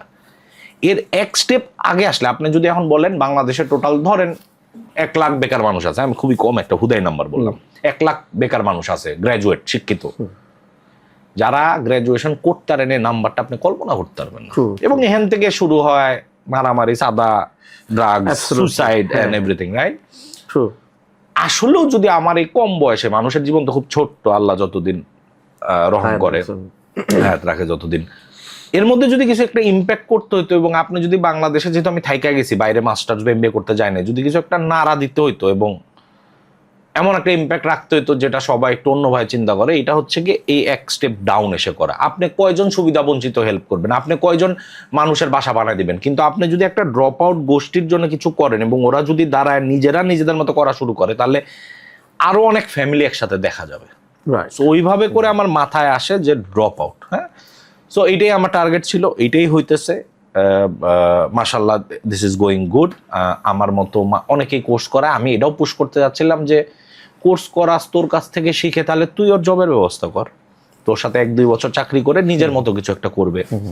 So this is how everything started. এটাই পুশ করছি। অন্যান্য কোর্স যারা সেল করে তাদেরকে একটা পুশ দিতে চাইছি, যাতে যারা বড় বড় এন্টারপ্রেনার্স যারা ক্লেম করে যে অনেক কিছু করতেছে তাদেরকেও পুশ দিতে চাইছি। খুবই ছোট আকারে, কারো পুশ লাগে নাই, বাট প্রায় 60,000 মানুষ আমাদের ফেসবুকের গ্রুপে আছে যারা চিনে, এবং গ্রুপে না থাকলে অনেকে চিনে, আপনি যেমন চিনেন অনেকে এরকম চিনে। অফকোর্স ভাই, সো ওই ইম্প্যাক্ট আনতে চাইছি। আপনার তো ভিউ মিলিয়নস ভিউ হয়, পেজে দেখলাম মাঝে মধ্যে হয়, মাঝে মধ্যে হয়, হ্যাঁ 5.5 লাখ ফ্যান ফলোয়ার আছে। তো সবকিছু মিলে আপনার অডিয়েন্স কিন্তু বিশাল ভাই সোশ্যাল মিডিয়াতে। যদি 15 লাখের মতো আছে, হ্যাঁ 15 লাখের মতো। So it's not a matter of joke. 1.5 million organic, তাও আবার আপনি তো অ্যাড চালাই না। সো আপনি যদি একটা ইম্প্যাক্ট রাখেন আর সোশ্যাল ইম্প্যাক্ট, তাহলে অবশ্যই একটা ভালো ইম্প্যাক্ট পড়বে, এবং পড়তেছে অফকোর্স, আমি জানি আলহামদুলিল্লাহ। এবং আমি দোয়া করি আল্লাহ পাক আপনাকে আরো তৌফিক দান করুক। কারণ আপনার এই মানে যে ইনিশিয়েটিভটা আসলে অনেক বেশি জরুরি। যে আপনার প্রথমেই কথাটা খুব ইম্পর্টেন্ট ছিল। দেখেন আপনি মানে কম্পারেটিভলি বড় বড় গ্রুপ অফ ইন্ডাস্ট্রির তুলনায় তো আপনার সামর্থ্য কিন্তু খুব অল্প। আপনি ব্যক্তিগত উদ্যোগে শুরু করছেন, আর তাদের তো হাজার হাজার কোটি টাকার ফান্ড থাকে। তো যাই হোক, তো এখন আমি দোয়া করব ইনশাল্লাহ এটা একদিন সারা পৃথিবীতে ছড়ায় যাবে আপনার ইনিশিয়েটিভটা আমাদের ইন্ডিয়ান সাবকন্টিনেন্টে, যেখানে আসলে মানে ডেন্সলি পপুলেটেড কান্ট্রি যেগুলো, এগুলোর সাথে খুব বেশি দরকার। এখন ভাইয়া আপনার সাকসেস রেট কিরকম দেখতেছেন? ধরেন আপনার 100 জন এনরোল করলো আপনার কোর্সে, কত পার্সেন্ট এখানে ভালো সাকসেসফুলি কনভার্ট হচ্ছে? আমি সবসময় এক্সপেকটেশন থাকে হচ্ছে কি 2%। আমি সবসময় এটাই রাখি যে বাংলাদেশে if you look at discipline, আমার প্রতি 100 জনে 2 জন থাকে ডিসিপ্লিন। কিন্তু ইদানিং একটু বেশি দেখা যাচ্ছে, আমি দেখতেছি যে প্রতি 100 জনে প্রায় 15-20 জনের মতো ভালো ডিসিপ্লিন থাকে। অনেকগুলা ভালো এজেন্সি হয়েছে যারা অনেক ক্লায়েন্ট আনতেছে। আপনি হয়তো আমাদের ফেসবুকে দেখবেন অনেকে ভালো ক্লায়েন্ট করতেছে, অনেকের এজেন্সি উদ্বোধনে যাচ্ছি, অনেকে ইন্ডিভিজুয়ালি মিলিয়ন বিডিটি হিট করছে। যেটা আমরা এই যে নেক্সট 2 মাস আমরা বাংলাদেশের বিভিন্ন কোনায় কোনায় যে ওদেরকে রেকগনিশন দিব। তো আমরা প্রায় 100 জনের মতো লিস্ট করছি যারা কিছু একটা করছে, তাদের সাথে যে এখন এই সাকসেসটা ডিফাইন কেমন করবেন? নিজে ফ্রিল্যান্সিং করছে, অথবা এজেন্সি দিছে, অথবা ভালো কোনো জব পাইছে, অথবা কোথাও গেছে, এরকম করে আমরা এরকম করলে আরো বেড়ে যায়, 300-400 হয়ে যাবে। বাট আমরা চেষ্টা করতেছি যারা নিজ থেকে উদ্যোগ নিয়ে কিছু একটা করছে এবং যাদের মাধ্যমে অন্য জব অপরচুনিটি ক্রিয়েট হয়েছে, ওদেরকে ফার্স্টে রেকগনাইজ করতে। Very good criteria. হ্যাঁ, সো মানে চাকরি এখন যদি আমি বলি যে এন্টারপ্রেনার হইছে, এজেন্সি এক্স্যাক্টলি সোলোপ্রেনার বা এন্টারপ্রেনার হয়েছে, যে এখন আপনি যদি হিসাব করেন চাকরি কয়জন পাইছে, তাহলে 500-600 এটার ভ্যালু থাকে না। চাকরি তো পাওয়ারই কথা, না করলে তুই পাগল।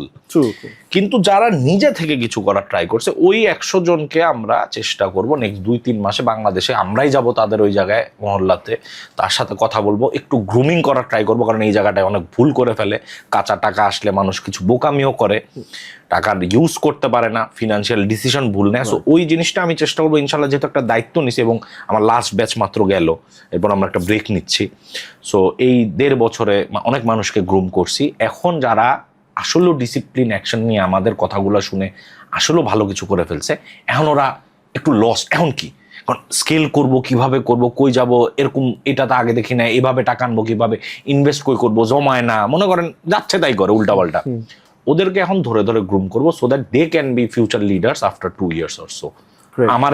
আমি সবসময় আমার ক্লাসে বলি, আমার যে কোনো স্টুডেন্টকে জিজ্ঞেস করলে বলবে যে আমি সবসময় আমার ক্লাসে একটা কথা বলি যে আমার যদি জীবনে একটা ভালো কাজ আল্লাহ অ্যাকসেপ্ট করে থাকে, যদি আমার কোনো কাজে আল্লাহ একবারও হ্যাপি হয়ে থাকে, আমি চাই আমার প্রত্যেকটা ডেডিকেটেড স্টুডেন্ট আমাকে ফিনান্সিয়ালি পার করে উপরে চলে যাক।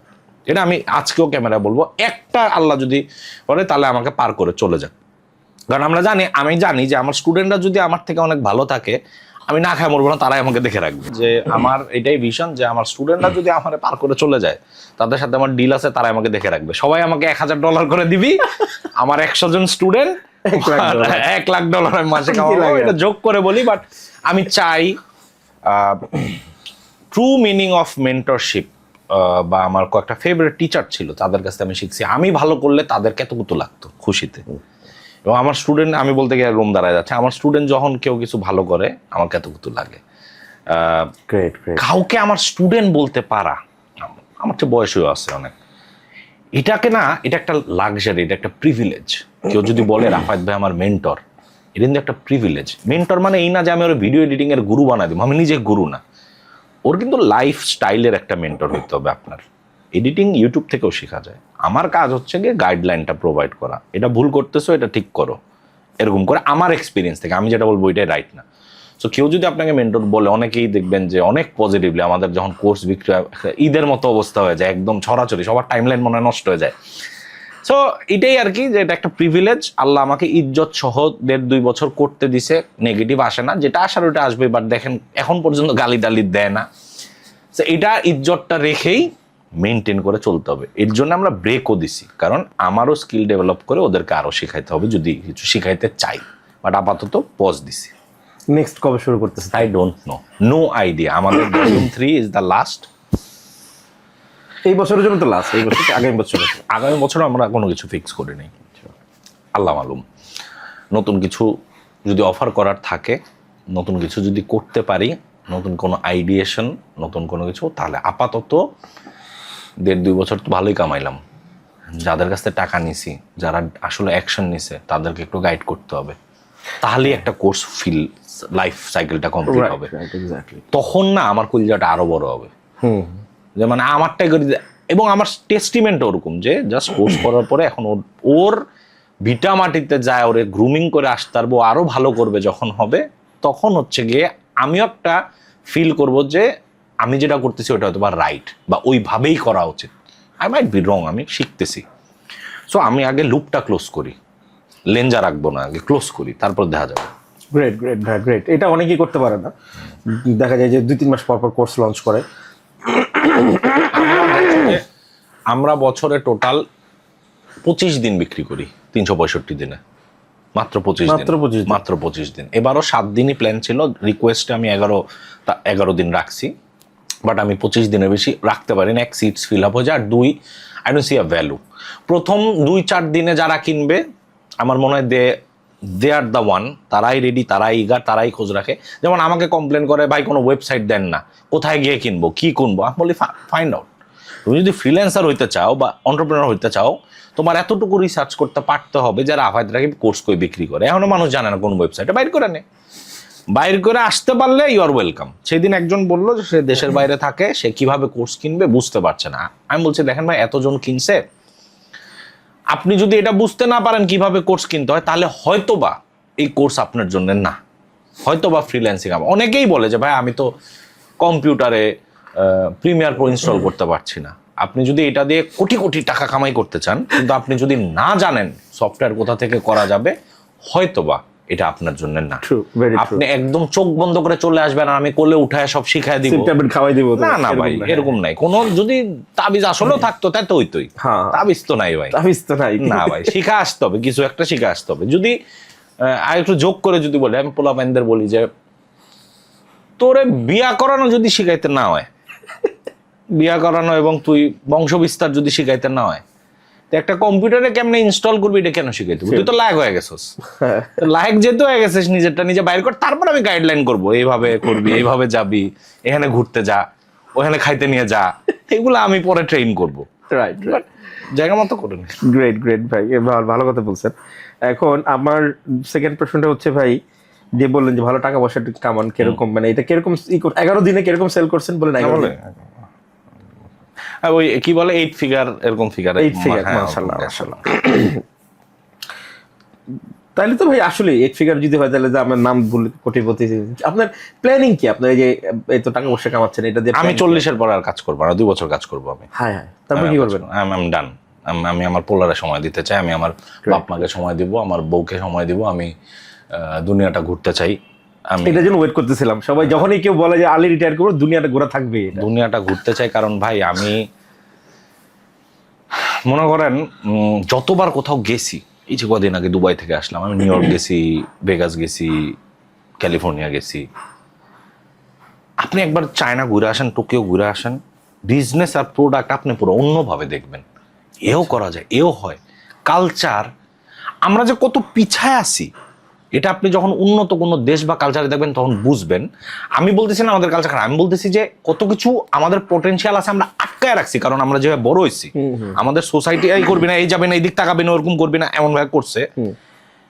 আমরা বাইরের কালচার ভাবলেই ফার্স্টে ভাবি ওপেন মিক্স। ওইটা বাদ দেন, আপনি বিজনেস দেখেন, আপনি এডুকেশন দেখেন, আপনি প্রোডাক্ট দেখেন, আপনি আইডিয়েশন দেখেন। বাংলাদেশে মেজরিটি যে স্টার্ট আপ হইতেছে, মেজরিটি ধার করে আনা। বা পৃথিবীতে যেটা হয় যে মানে ইউনিক বিজনেস আইডিয়া খুব কম, মানে আপনি ইন্সপায়ার হয়ে কিন্তু করেন। সো এটাই যে আপনি কত ওপেন হবে, প্লাস আমাদের ছেলেপেলেরা সাথে যদি আপনার তাল মিলায় চলতে হয়, ওরা যেখানে পড়ালেখা করবে আর ওরা যেরকম দুনিয়া দেখবে, আপনি যদি ওই নিজের বাসায় বসে এমন করে থাকেন, আপনি রিলেটই করতে পারবেন। I want to be a cool dad, যে ছেলের নিডও বুঝি, কারণ ওর মেজরিটি ফ্রেন্ডরা হয়তো বা হবে বিদেশি বা ইংলিশ মিডিয়াম বা এরকমই হবে। প্লাস আমি চাই আমার ছেলে, ওই যে ইয়াং থাকে না, ইয়াং মিলেনিয়ার, আমার ছেলে পড়ালেখা না করুক, আমার কোনো যায় আসে না, বাট ওই টাইমে যেই জিনিসটা ট্রেন্ডে, সেটা আইটি হতে পারে, এআই হতে পারে, অথবা পাথর দিয়ে কিছু আবার রিস্টার্ট হতে পারে, ওইটার মধ্যে তার ইন্টারেস্ট, সে যাতে এরকম করে যে ওই যে অনেকে ভিডিও বানায়, I bought my dad his dream car, reel বানায় যে বাপকে পছন্দের গাড়ি কিনেছে, বাপ ইমোশনাল কাইন্দা দেয়। আমি চাই আমার পোলা ফাটায় ফেলুক, ইনশাল্লাহ, আলহামদুলিল্লাহ। সো আমি চাই যে ও আমার সাথে ঘুরুক, মনটা বড় হইতে হবে, মনে করেন একেবারে সব জানে, সব দেখবে, কাউকে যাতে জাজ না করে ফেলে ও এরকম করে ও খারাপ না। তুই দেখ ওই দেশে কি হয়, এই দেশে কি হয়, কাউরে জাজ করার দরকার নেই। আলটিমেটলি তোর যেরকম ভালো লাগে তুই কালচার অনুযায়ী ওইভাবে কর, কিন্তু বড় হতে হবে অনেক। এই চমৎকার চমৎকার একটা ভিশন ভাই, আপনার ভিশনগুলো খুবই ইউনিক। যেমন কাউরে যদি জিজ্ঞেস করি ভাই এত টাকা পয়সা কেমন, সে তো বলবে যে হ্যাঁ আমি ছোটবেলা অনেক স্ট্রাগল করেছি, আমার মনে হয়েছে আমি ফিনান্সিয়াল ফ্রিডম করবো। আপনি কিন্তু দেখেন এরকম কিছু বলেন, আপনি স্পেসিফিকলি বলছেন ট্রিটমেন্টের কথা, যেটা আমি কাউরে বলতে শুনি না এর আগে। তারপরে এই যে ফিনান্সিয়াল 40-এর পরে যাওয়ার কথা, 40-এর পরে আমি দুনিয়া ঘুরবো এবং এই টাকাগুলা দিয়েই তো ঘুরতে হবে, এর জন্য টাকাটা দরকার আর কি। আর অনেক জায়গায় ইনভেস্ট করতেছি যাতে প্যাসিভ ইনকাম আসে, আর ওই স্টুডেন্ট গুলা তো টাকা দিবেই যে তোরা সাকসেসফুল হয়ে যাবে, স্টুডেন্ট গুলো রেডি করে রাখো তোমরা, রয়্যালটি বাহ চমৎকার চমৎকার, আফটার সেল সার্ভিস দিয়ে দিবে। হ্যাঁ এক্স্যাক্টলি। তো আমি এটা একটা কথা মনে, খুব সুন্দর একটা কথা মনে পড়লো, যে ঢাকা ইউনিভার্সিটির মার্কেটিং এর যে ছিল অধ্যাপক doctor Mizanur Rahman sir, the legend, মানে বাংলাদেশে অনেক corporate marketing professional top marketing এর ওনার স্টুডেন্ট ছিল। তো উনি একদিন বলতেছিল যে প্রায় আমাকে বাংলাদেশের টপ মার্কেট কোম্পানির মার্কেটিং হেডরা ফোন দিয়ে আমারে বলে যে, ধরেন সন্ধ্যাবেলা রাত বিরেতে ফোন দিয়ে বলে, স্যার এই বিপদে পড়ছি মার্কেটিং, আর কি প্যাচে পড়ছি আপনি একটু উদ্ধার করেন। তো একসময় বিরক্ত হয়ে বললাম, দেখো আমার দায়িত্ব ছিল তোমাদের ক্লাস করানো, তোমাদের ক্লাস করাইছি, সার্টিফিকেটটা বের হয়ে চলে গেছে, শেষ। এখন এত বছর পরে ফোন দিয়ে আমার বিরক্ত করো, এটা কেমন কথা ভাই? বলে আমার স্টুডেন্টরা কি বলে জানেন, বলে স্যার তখন তো হচ্ছে প্রোডাক্ট নিয়েছেন, এখন তো আফটার সেল সার্ভিস দিচ্ছেন। ওইটাই, এখন আমার ক্ষেত্রে আফটার পারচেজ সার্ভিস হবে, যেহেতু ওরা আমাকে দিবে। এবং তারাও খুব খুশি যে ইনশাল্লাহ ওই পজিশনে যাবো, যে এটাই হবে। হ্যাঁ হ্যাঁ, না এটা তো তাদের জন্য একটা প্রাউড মোমেন্ট। এখন কথা হচ্ছে ভাই, আপনি মানে এত স্কিল থাকতে ভিডিও এডিটিং এ কেন আসলে? এটা একটা ভালো প্রশ্ন করছেন। দেখেন, আমি কয়েকটা জিনিস আছে, কয়েকটা পিলার আছে, একটা বলি।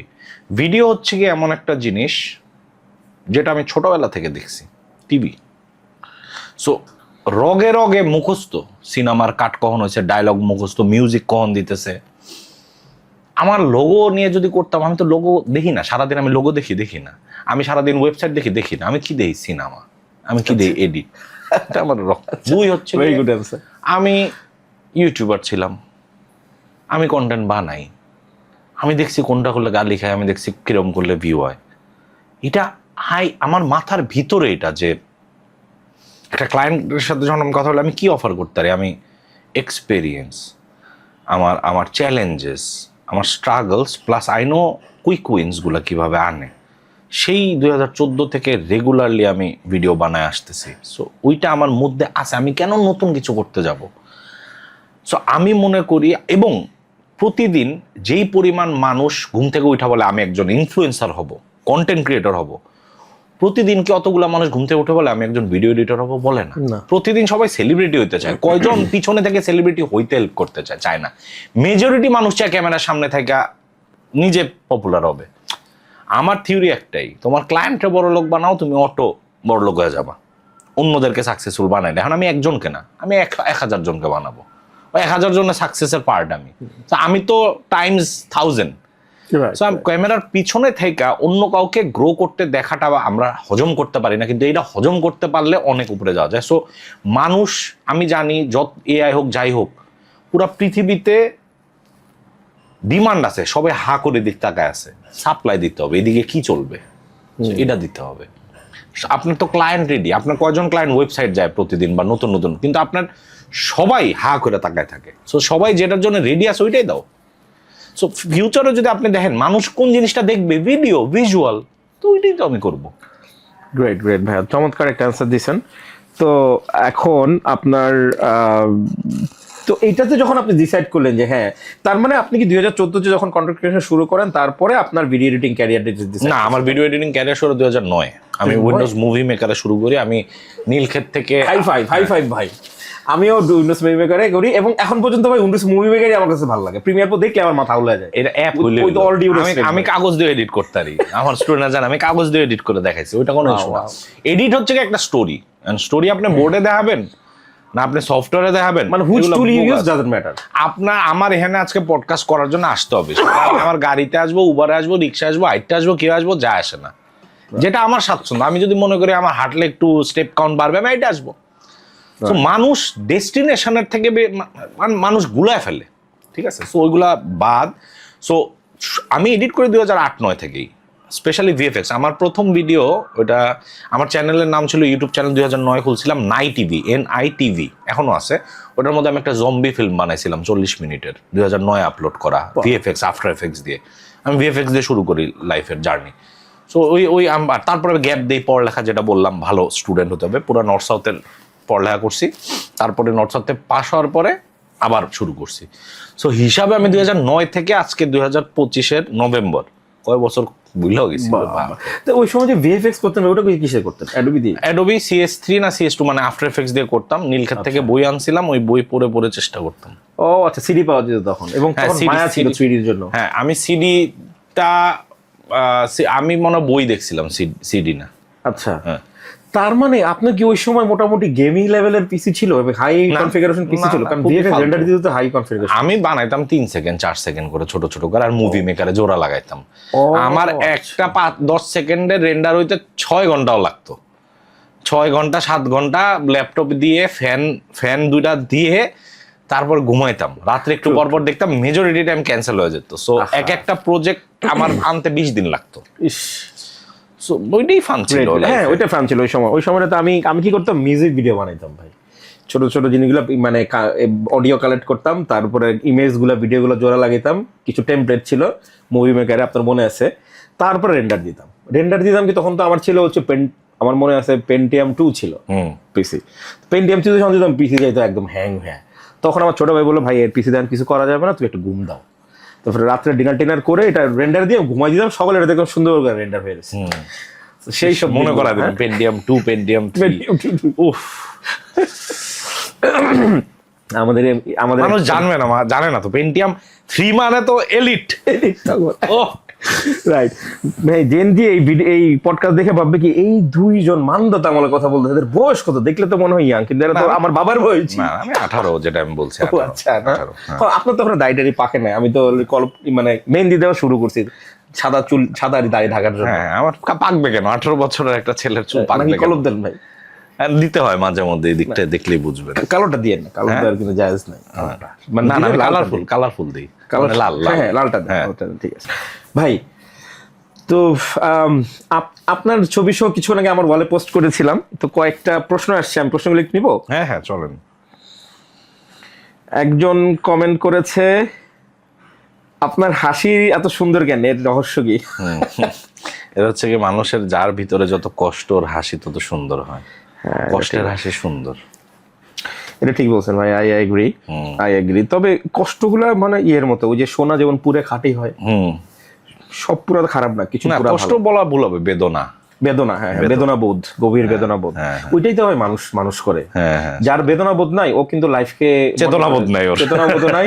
ও মনে করে যে আরে সবকিছু ইজিলি পেয়ে গেছি, কিন্তু যে স্ট্রাগল ভিতর দিয়ে আমরা গেছি, ওইটা তো অ্যাচিভ করতে পারতাম না যদি বেদনা বোধ না থাকতো। ওইটাই তো আমাদেরকে হিউম্যান করে। আলহামদুলিল্লাহ, চমৎকার অ্যান্সার দিচ্ছেন ভাই। আরেকজন মুন্না SEO, এই ভদ্রলোক প্রশ্ন করেছেন, how to create a agency, 1 year agency run, step by step plan. ভাই অবশ্যই আপনি এটা বলতে পারবেন না এখন এই অল্প সময়ের মধ্যে। এখন যদি ছোট্ট করে আপনি আপনার এক্সপিরিয়েন্সটা বলতে পারেন যে কিভাবে আপনি এজেন্সি শুরু করেছেন, আপনার এক্সপিরিয়েন্স একদম সংক্ষেপে। এজেন্সি মানেটা কি? মানে হচ্ছে গিয়ে তোমরা একটা হাব যারা কোনো ক্লায়েন্টের অনেকগুলা জিনিসের সলিউশন দিতে পারো। ঠান্ডা মাথায় দেখলে আমি বলবো যে কয়েকজন গ্রুপ অফ পিপল অথবা একটা টিম যারা কোনো একটা মানুষের অনেকগুলো সমস্যা একসাথে সমাধান করতে পারে। যেমন আমি তোমার ওয়েবসাইট দেখবো, আমি তোমার গ্রাফিক্স দেখবো, ব্র্যান্ড এগুলো সব দেখবো, ভিডিও দেখবো, আপলোড করে দিব, রিলস বানায় দিব, তোমার যে লিডগুলো আসবো, লিডগুলো কিভাবে ক্যাপচার করে ওগুলো করে দিব, এইগুলো মিলে যারা সলিউশন দিতে পারে। আমরা এজেন্সি বলতে বুঝি যে আমি খালি থাম্বনেল বানাতে পারি, আমার একটা এজেন্সি, এইভাবে দেখা ভুল। টোটাল সলিউশন দেওয়া উচিত প্রপার এজেন্সি দিতে চাই। এবং তারপরে সেকেন্ড স্টেপ কি, লিগালাইজ করতে হবে। লিগালাইজ কি করতে হবে? যে সব লিগাল ডকুমেন্ট লাগে না, ও প্রোপ্রাইটারশিপ নিতে চাও না, লিমিটেড করতে চাও, এটার একটা ব্যাংক অ্যাকাউন্ট লাগবে, এটার এগেনস্টে ট্যাক্স দিতে হবে, হ্যাঁ, তো ইয়া থাকবে, তোমার লেটারের থাকবে, এগুলো লাগবে, এরকম একটা লিগালাইজ হবে। তারপরে বিভিন্ন কোম্পানির বাংলাদেশের সার্ভিসের কারণে বিন লাগে, বিজনেস আইডেন্টিফিকেশন নাম্বার কি কি জানি লাগে, মানে কাগজপত্র যা আছে লিগালাইজ করার জন্য। সো আপনার এজেন্সির নাম কি ভাইয়া? আমার দুইটা, একটা হচ্ছে গিয়ে ডাবল আর স্টুডিওজ, আর একটা হচ্ছে গিয়ে ডিজিটাল ড্রপআউটস। আচ্ছা, দুইটা কি মানে সেম ক্লায়েন্ট কি ক্যাটার করেন?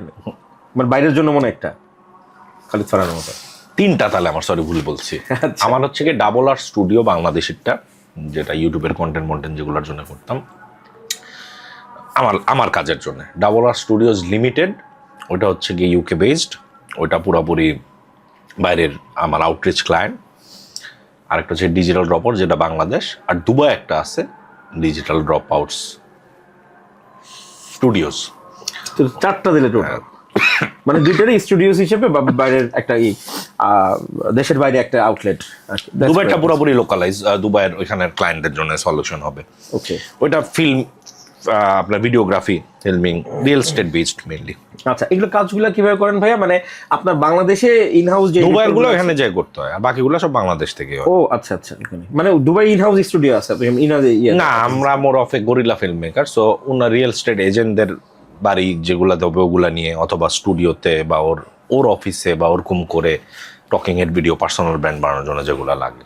আচ্ছা, তো তাহলে ফুটেজগুলো কিভাবে কালেক্ট করেন? ওরা পাঠায় দেয়? ওখানে যে আমার ক্লায়েন্টের সাথে মিটিং থাকে, ওই কটা ক্লায়েন্টের সাথে কাজ করে চলে আসি, শেষ, দ্যাটস ইট। দুবাই গিয়ে শুট করে চলে আসে? হ্যাঁ, তো এখন আপাতত বন্ধ আছে, কারণ ভিসা নিয়ে আমার টিমের ভিসা নিয়ে ঝামেলা করতেছে। আচ্ছা, এই পলিটিক্যাল ইস্যুর কারণে মনে হয়, রাইট? Great great. ওকে, তাহলে এখন এই যে মানে এটা কিভাবে শুরু করলে? মানে প্রথমে শুরু করছেন কোনটা, তারপরে আস্তে আস্তে প্রথমে শুরু করছি ডাবল আর স্টুডিও, যেটা দিয়ে আমি মেইনলি লোকাল বিভিন্ন ব্র্যান্ডের জন্য ইনফ্লুয়েন্সার মার্কেটিং করতাম না। টাকা আর সবকিছু লিগালাইজ করতে হবে। তো আমি কে ক্যাশ দিবে নিব নাকি, আমি একটা লিগালাইজ করার জন্য আইডেন্টিটি। কারণ আমি জানতাম ফ্রিল্যান্সার, ওইটা তো আমি ফ্রিল্যান্সার, কন্টেন্ট ক্রিয়েটরও তো একটা ফ্রিল্যান্সার, বাট এটা কোনো আইডেন্টিটি নাই। যখন আমি প্রোপ্রাইটারশিপ করে ফেলি তখন আমার একটা পরিচয় হয়ে যায়। রাইট, সো আমি একটা নিজেকে পরিচিতি দিচ্ছি, আমার কোনো স্পেশাল ফ্রিল্যান্সার আইডি কার্ডের ধারধারি যে আমার নিজের পরিচয় নিজে বানাবো। একটা দোকান, মুদির দোকানেও একটা ট্রেড লাইসেন্স থাকে, প্রোপ্রাইটারশিপে আমার কেন থাকবে না? অফকোর্স লিগালাইজ করছি, নাম্বার 1। নাম্বার 2 হচ্ছে গিয়ে ওইটা দিয়ে আমি যে প্রায় 200-300 ব্র্যান্ডের সাথে কাজ করছি, ইন্টারন্যাশনাল ব্র্যান্ডের সাথেও কাজ করছি।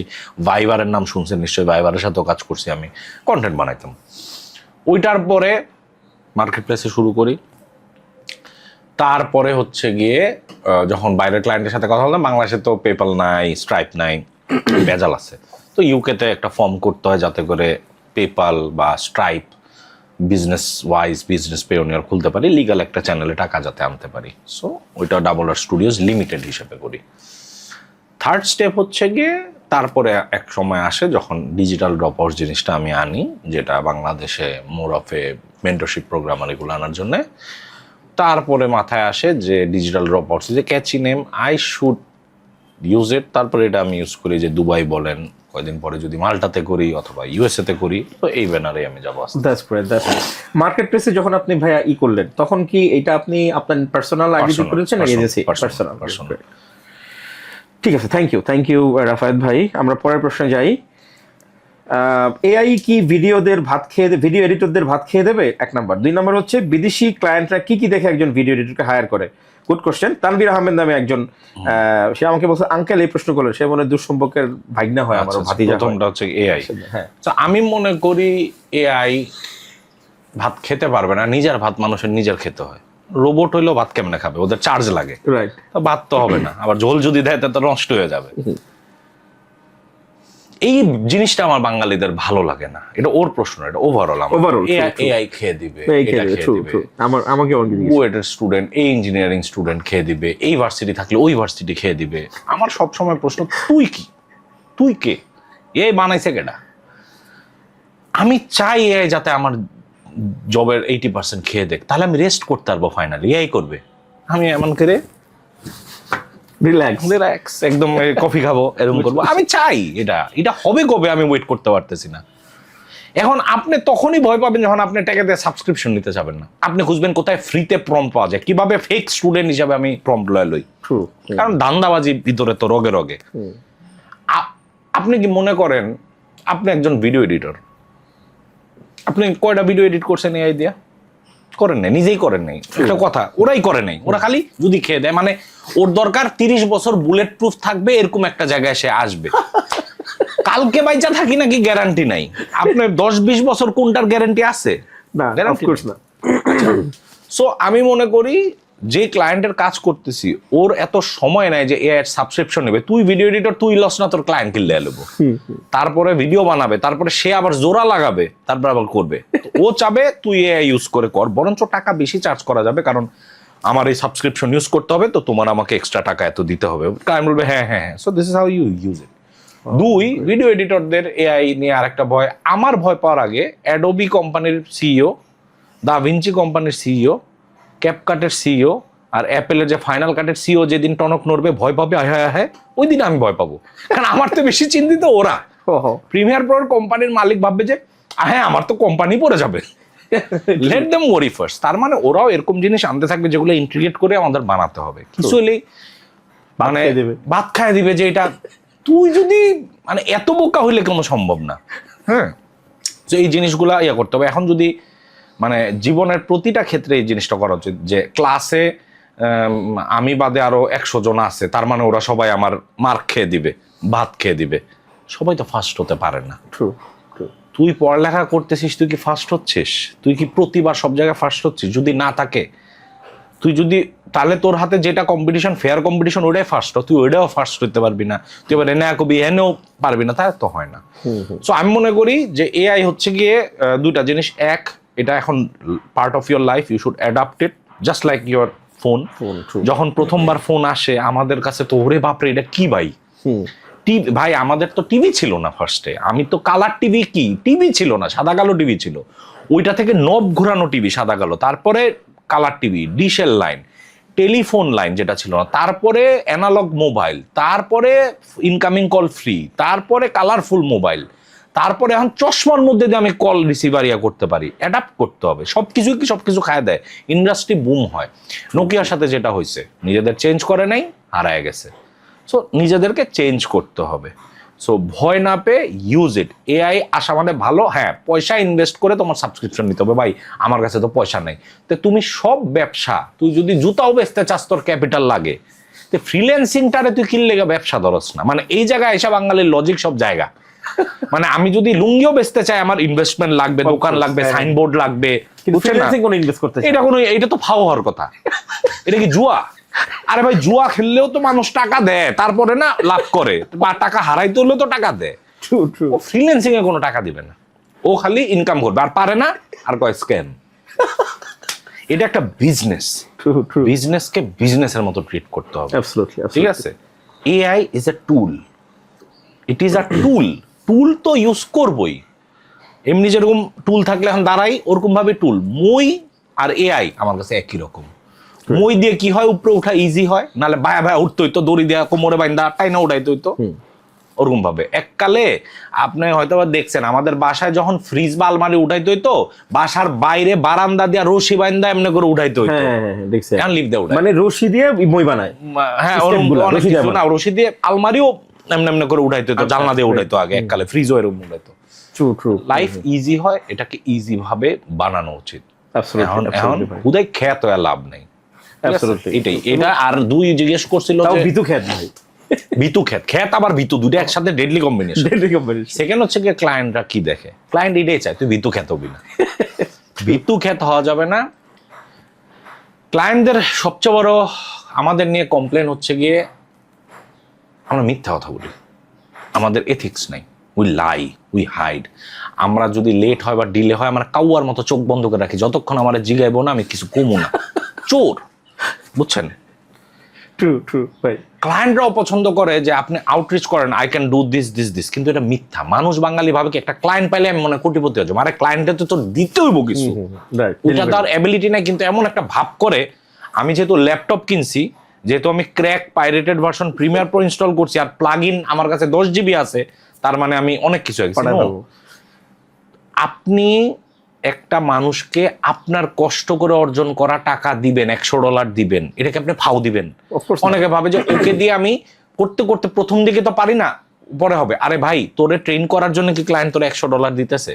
যে নাপিত চুল কাটতে জানে না, প্রথম যদি আপনি সেলুনে যাওয়ার পর কেউ বলে এই নাপিত জীবনে কখনো চুল কাটে না, আপনাকে দিয়ে শুরু করবে, আস্তে আস্তে ভালো হয়ে যাবে, আপনি কি করবেন?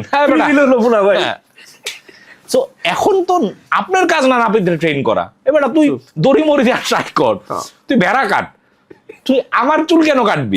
কান কাটতে লাবি। সো ক্লায়েন্টটা তো এরকম ভাবে, বাঙালিরা বুঝে না। সো মিথ্যা কথা বলা, ক্লায়েন্টকে কমিউনিকেশন ঠিক না রাখা, বা ওভার প্রমিস করা, ইংলিশ বলতে না পারাটা ইজ নর্মাল, বুঝতেও না পারাটা ইজ প্রবলেম। এর জন্য বাবুরা স্কুলের ইংলিশ ক্লাসটা মনোযোগ সহকারে করো, বলতে পারতে হবে না। আমি নিজেও পারি না এত ভালোভাবে বলতে, আমার মাতৃভাষা বাংলা, কিন্তু আমি বুঝি তো। ইংলিশ মুভি দেখে হিন্দি সাবটাইটেল না বা হিন্দি ডাব না হইলে দেখতে চায় না, বুঝছেন? ডাবিং গুলা দেখে, প্র্যাকটিস কর না, বই পড়। আমি বুঝতাম ছোটবেলায় আব্বুরা যে বকা দেওয়া বলতো ইংলিশ নিউজ পেপার পর, ওইটা যে কত উপকার এটা এখন আমি বুঝি। চর্চা করো। আর আমরা আমাদের সাথে যখন কথা বলি, আরেকজন টিকার খায়, এটা মানে অ্যাকসেন্ট উল্লা খ্যাত বলা উচিত। সো আমি মনে করি যে এই যে কমিউনিকেশন, মিথ্যা কথা, এথিক্স, ডিসিপ্লিন আর সত্যিকারে কাজ পারাটা, এই কটা এসব।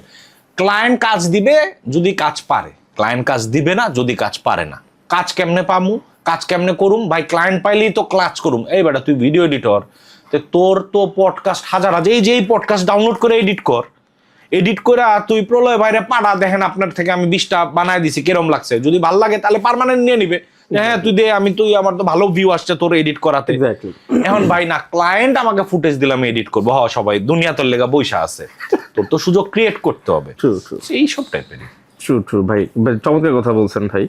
এখন আমার কি মানে কি একটা প্রশ্ন তখন মাথায় আসছিল ভাই, তাবিজ বিক্রেতা নিয়ে। আপনার কি বলে না ভাই তাবিজ বিক্রেতা? বলে, কিন্তু আমার কোর্সের যে দাম, ওই টাকায় তাবিজ তো কেনা যায় না, তাবিজের দাম তো অনেক সস্তা, আমার কোর্সের দাম তো অনেক। সো আমি লকেট বললে ঠিক আছে, আমি কি চেইন বা লকেট, গোল্ড চেইন, হ্যাঁ লকেট বিক্রেতা, দ্যাটস ফাইন, একটু পশ। হ্যাঁ, কারণ মানুষ ভাবে কি তাবিজ, এটা তাবিজ মেইনলি কোথা থেকে আসছে, যে ইনবক্সে নিত না, যে এই যে সব স্ক্যাম করা গুগল ড্রাইভে কোর্সগুলো আছে, এদিকে আসেন ইনবক্সে 50 টাকা 100 টাকা নিয়ে দিত তাবিজের মতো, এরকম। তো এরকম বাঙালি বলেই দেখেন,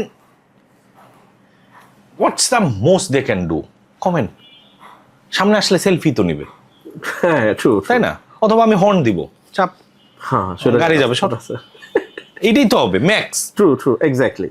অথবা ও যেটা করতে পারে, ও আসলেও কিছু একটা দূর এসে স্টেটমেন্ট অন্যভাবে করতে পারে। আমি যেটা মনে করি কি ভাই, মানুষ আর আপনার মধ্যে বিজনেস করাটা, কোর্স, ফ্রিল্যান্সিং, জুতা, ঠেলা গাড়ি, সব বিজনেস। আমাদের দেশে বিজনেস এগুলো তো আমি আমার স্টুডেন্টদের শেখাই যে একভাবে ইনকাম করবো না, বিভিন্ন ভাবে করবা, প্যাসিভ ইনকাম রাখবা। Course is a passive income. অনেকে বলে ভাই এত টাকা কামাই করলে কোর্স কেন করান? আরো টাকা কামানোর জন্য। মানে টাকাই তো কামাচ্ছি। মানুষ বিজনেসটাকে এত নেগেটিভলি নেয়। আরে ভাই, আমি তো অন্যভাবে দেখি, আমাদের তো নবীজিও বিজনেসই করছে। তো বিজনেস যদি রক্তে থাকে, তুই যদি মানুষের না ঠকায় ব্যবসা করতে পারস, না ঠকায়, এটা কিন্তু মাথায় রাখতে হবে, না ঠকায় ব্যবসা করতে পারস, ব্যবসাই তো করা উচিত। কারণ তুই ব্যবসা করলে খালি তোর লাভ হচ্ছে না, আমার মতো 50 জন 100 জনকে চাকরি দিচ্ছিস। কারণ সবাই তো ব্যবসা খুলতে পারে না, তোর রক্তে যদি থাকে কইরা ফেল, বলা তো যায় না তুই চেঞ্জ করবি। ব্যবসা না থাকলে চাকরি ক্রিয়েট হইতো। So these are businesses, of course, as long as আমাকে এখন পর্যন্ত গালায় না মানুষ ওরকম ভাবে। যদি কখনো হয় আমি ফিডব্যাক নেব, বন্ধ করে দিব। দেখেন কেউ গালায় নাই তাই কোর্স বন্ধ করে দিছি, গালাইলে আমি কি করতাম? তো আমার মনে হয় যে ডিসকারেজ করা উচিত না। দেখেন বাপ মা ডিসকারেজ করছে, চাকরি কর বিসিএস দে, সরকারি চাকরি কর। এখন আমরা ডিসকারেজ করতেছি, এটা করিস না ওটা করিস না। পুরা আমি তো আমেরিকান ক্লায়েন্ট মেইনলি, সবাই আপনি যদি কোনো কিছু পারেন ওটা ফ্রিতে করা উচিত না। Of course, this is the rule of থাম। রাইট। সো আমি যেটা জানি আমি ফ্রিতে কেন দেব? ফ্রিতে কেন করবো? রাইট। ফ্রিতে কেন করবো? ফ্রিতে তো করে কি লাভ হইছে? রাজনীতিও একটা পেশা, কিন্তু এটা যেদিন মাইনা নিবেন অনেক কিছু ইজি লাগবে। অনেক কিছু রাজনীতিও একটা ব্যবসা, এটাও একটা পেশা, এটা একটা জব। যা দেখতেছি আমরা তো ইয়াং, রক্ত গরম এরকম হয়ে যাই। প্রত্যেকটা জিনিস ইজ মানি মেকিং এখানে চলতেছে। আর আমি বলছি আমার নিয়ত কি আমি জানি, আমি করতে থাকবো অ্যাজ লং অ্যাজ মানুষকে ঠকাইতেছি না। আমার ঘুমের আগে আমার যখন শান্তিতে ঘুমাইতাম যে আমি চোর না, আমি করতে থাকবো। মাশাআল্লাহ, মাশাআল্লাহ। আপনার ফিলোসফি এবং নিজের কাছে আপনি খুব ক্লিয়ার, নিজের আমার কোনো ডাউট নাই। মাশাআল্লাহ, আলহামদুলিল্লাহ। এটা খুব ইম্পর্টেন্ট ভাই। আর এই যে তাবিজ বিক্রেতা বলে, আমারও বলে, কারণ আমার অনলাইনে কোর্স আছে। তো মজার ব্যাপার হচ্ছে ওই যে বলেন সেটাই ভাই, আর দিন শেষে সেলফি তুলে কাছে আসে, ভাই একটা অটোগ্রাফ দেন, ঠিক আছে? ওদের দৌড় হচ্ছে ওই পর্যন্ত, অনলাইনে একটু গালি দিবে, এইটা অবশ্য সাকসেস। আমি মিথ্যা কথা বলবো, মানুষ বলে যে আমি শিখাতে চাই এরকম। ভাই আমার এটা একটা business, this is a business. আজকে তাহলে তুই রুটির দোকানে, রুটি তো মৌলিক, খাদ্য তো মৌলিক, তো দোকানদার রুটি টাকা দিয়ে বিক্রি করে কেন? ফ্রি দিতে পারে। চাল কেন টাকা দিয়ে বিক্রি করে? ফ্রিতে দেখ। শিক্ষা স্কুলে টাকা নেয় কেন? ফ্রিতে দেখ। প্রাইভেট টিচার কেন যাস? ফ্রিতে পড়। Exactly true. জামা কাপড় কেন টাকা দিয়ে কিনিস? এটা তো মৌলিক অধিকার। বাসস্থান, খাদ্য, বস্ত্র, বাসা ভাড়া কেন নেয়? মৌলিক অধিকার। এরকম দিস ইজ আ বিজনেস। আমি মিথ্যা কথা বলবো না, এটা আমার একটা বিজনেস মডেল। হ্যাঁ, কেউ কেউ অনেক ভালো শিখা, কেউ কেউ খারাপ। আমারটা লাকিলি ভালো বিজনেস মডেল হয়ে গেছে, যেহেতু মানুষ পজিটিভলি নিছে। আর আমি এর জন্যই অ্যাড দিতে চাইনি। না, আপনি তো অনেক ভ্যালুও দেন ভাই। আমি জানি, ওইটা তো স্টুডেন্টরা জানে, বাট আমি অ্যাড দিই নাই, কারণ অ্যাড না অনেক লোভনীয় করা যায়, আপনি যেটা না ওইটাও দেখানো যায়। এর জন্য আমি পুরো অর্গানিকে গেছি, যে যারা চিনবে, যাদের আমার কথা ভালো লাগছে তারাই আসুক। আমি কাউকে জোর করে নিয়ে আসবো না। চমৎকার, চমৎকার। 7বার 10বার অ্যাড দেখতে ভালো লাগে, আপনি বলেন বিরক্ত হয়ে যায়? না, তা তো অবশ্যই। আপনি সবচেয়ে বড়, আপনার দরকার নাই। আপনি অর্গানিকলি সিট দিয়ে কুলাইতে পারেন না, অ্যাড দিলে তো কি করবেন আপনি? না, অ্যাড দিলে যারা আসবে তারা একদম রিয়েল রাইট অডিয়েন্স না আপনার। True, true, exactly, exactly. ভাই আমরা করি, আমরা ওই পরের প্রশ্নটা যাই। চলেন। মোহাম্মদ আনিসুল ইসলাম কিভাবে একটা ডিজিটাল ইঞ্জিনিয়ার এটা শুরু বলেছেন। আবার ওই ভদ্রলোক আপনাকে প্রশ্ন করেছেন, উনি কিভাবে ওনার প্রোডাক্টিভিটি ম্যানেজ করেন। সুন্দর কোশ্চেন। সকালে ওঠা শুরু করে দিতে হবে, দ্যাটস ইট। কটা বাজে? 7:30 ইজ ফাইন, ফেয়ার এনাফ। তাহলে ঘুমান কটায় ভাই? আমি ঘুমায় যাই, আগে ঘুমাইতাম না, এখন আমি ঘুমায় যাই 1:30 2টায় আমি ঘুমায় যাই। ভিডিও এডিটিং পেশায় 1টা 2টার মধ্যে ঘুমানো ভেরি রেয়ার। না, কেন রেয়ার? কারণ 2টা কারণে মানুষের রাত জাগতে হয়। এক, দিনে কাম করে নাই, আর 2 হচ্ছে ও ইনকম্পিটেন্ট। আচ্ছা, আমাকে যখন কোনো বলে যে ভাই সারা রাত লাগছে এডিট করতে, তুই সারা দিনে শেষ করতে পারস না কেন? তোর দিতে হবে না, ছাগল। সো ক্লায়েন্ট তো জানে যে আমরা 7 সমুদ্র দূরে থাকি। আমার ক্লায়েন্টরা বলাই থাকে তুমি ফিডব্যাক দিয়ে রাখো, আমি কালকে দেখবো আমার অফিস আওয়ারে। এই তো, আর কি। আমাদের একটা টাইম আছে যখন মিলে, এটা হচ্ছে সন্ধ্যার টাইমে। সে ঘুম থেকে উঠে, আমি ঘুমাতে যাব ওই টাইমে। ক্লায়েন্ট রাত্রে 3টায় মেসেজ করছে দেখে লুঙ্গি মুঙ্গি উড়ায় দিয়ে আমি বসে পড়বো, এটা তো হয় না। আমার একটা মানুষ, আমার একটা টাইম আছে। কেউ যদি তার ঘুম 7 ঘন্টা ডেলি করতে পারে, লাইফের সব ঠিক হয়ে যাবে। সো আমি রিসেন্টলি যেটা প্র্যাকটিস করতেছি, আমার লাইফ এখন অনেক অর্গানাইজড। আমি আমার খাওয়া দাওয়া ঠিক করা শুরু করছি, আমি ঘুমানো ঠিক করছি, বাকি সব অটো। আমি লাস্ট 5 বছর দুপুর 12টার আগে উঠতে পারতাম না। 7:30 বাজলে আমি আন্ডারটেকারের মধ্যে এখন উঠে যাই, মনে করেন। জাস্ট খাবার আর ঘুমটা ঠিক করছি। দেখেন আয়ু কমতে থাকে আপনি যদি না ঘুমান। এই রাত জাগা is not a good thing. Freelancer বলে রাত জাগতে হবে, বোগাস কথা। ক্লায়েন্ট রাত্রে ঘুমায় না, তা আমি কেন ঘুমাবো না? মানুষ ভাবে কি ক্লায়েন্ট আমার উপরে রহম করতেছে, আমার উপরে জমিদার, আমার মালিক, আমি মনে ওর চাকর। এবার তোর আমারও দরকার, কারণ আমি একটা জিনিস পারি। আমারও তোর দরকার, কারণ এটা তোর কাছে আমি বিক্রি করব। এখন আমি একটা দোকান থেকে ধরেন রেগুলারলি আমি ধরেন ময়দা কিনি। এখন আমি কিনি দেখা কি দোকানদারের দায়িত্ব রাত 3টা বাজে দোকান খুলে রাখবে, কারণ আমার লাগবে। আমার কি উচিত না যে আগে কিনা ফেলা বা পরের দিন কিনা? এটা তো আমার প্ল্যানিং আছে। এটাকেই বলে কমিউনিকেশন, যেটা আমি বলতেছিলাম, ডিসিপ্লিন। আমি যদি আমার ক্লায়েন্টকে বলি যে তুমি আমার এখানে পার্থক্য হচ্ছে এটা, মানুষ তো এটাই জানে না যে টাইম জোন মানে কি।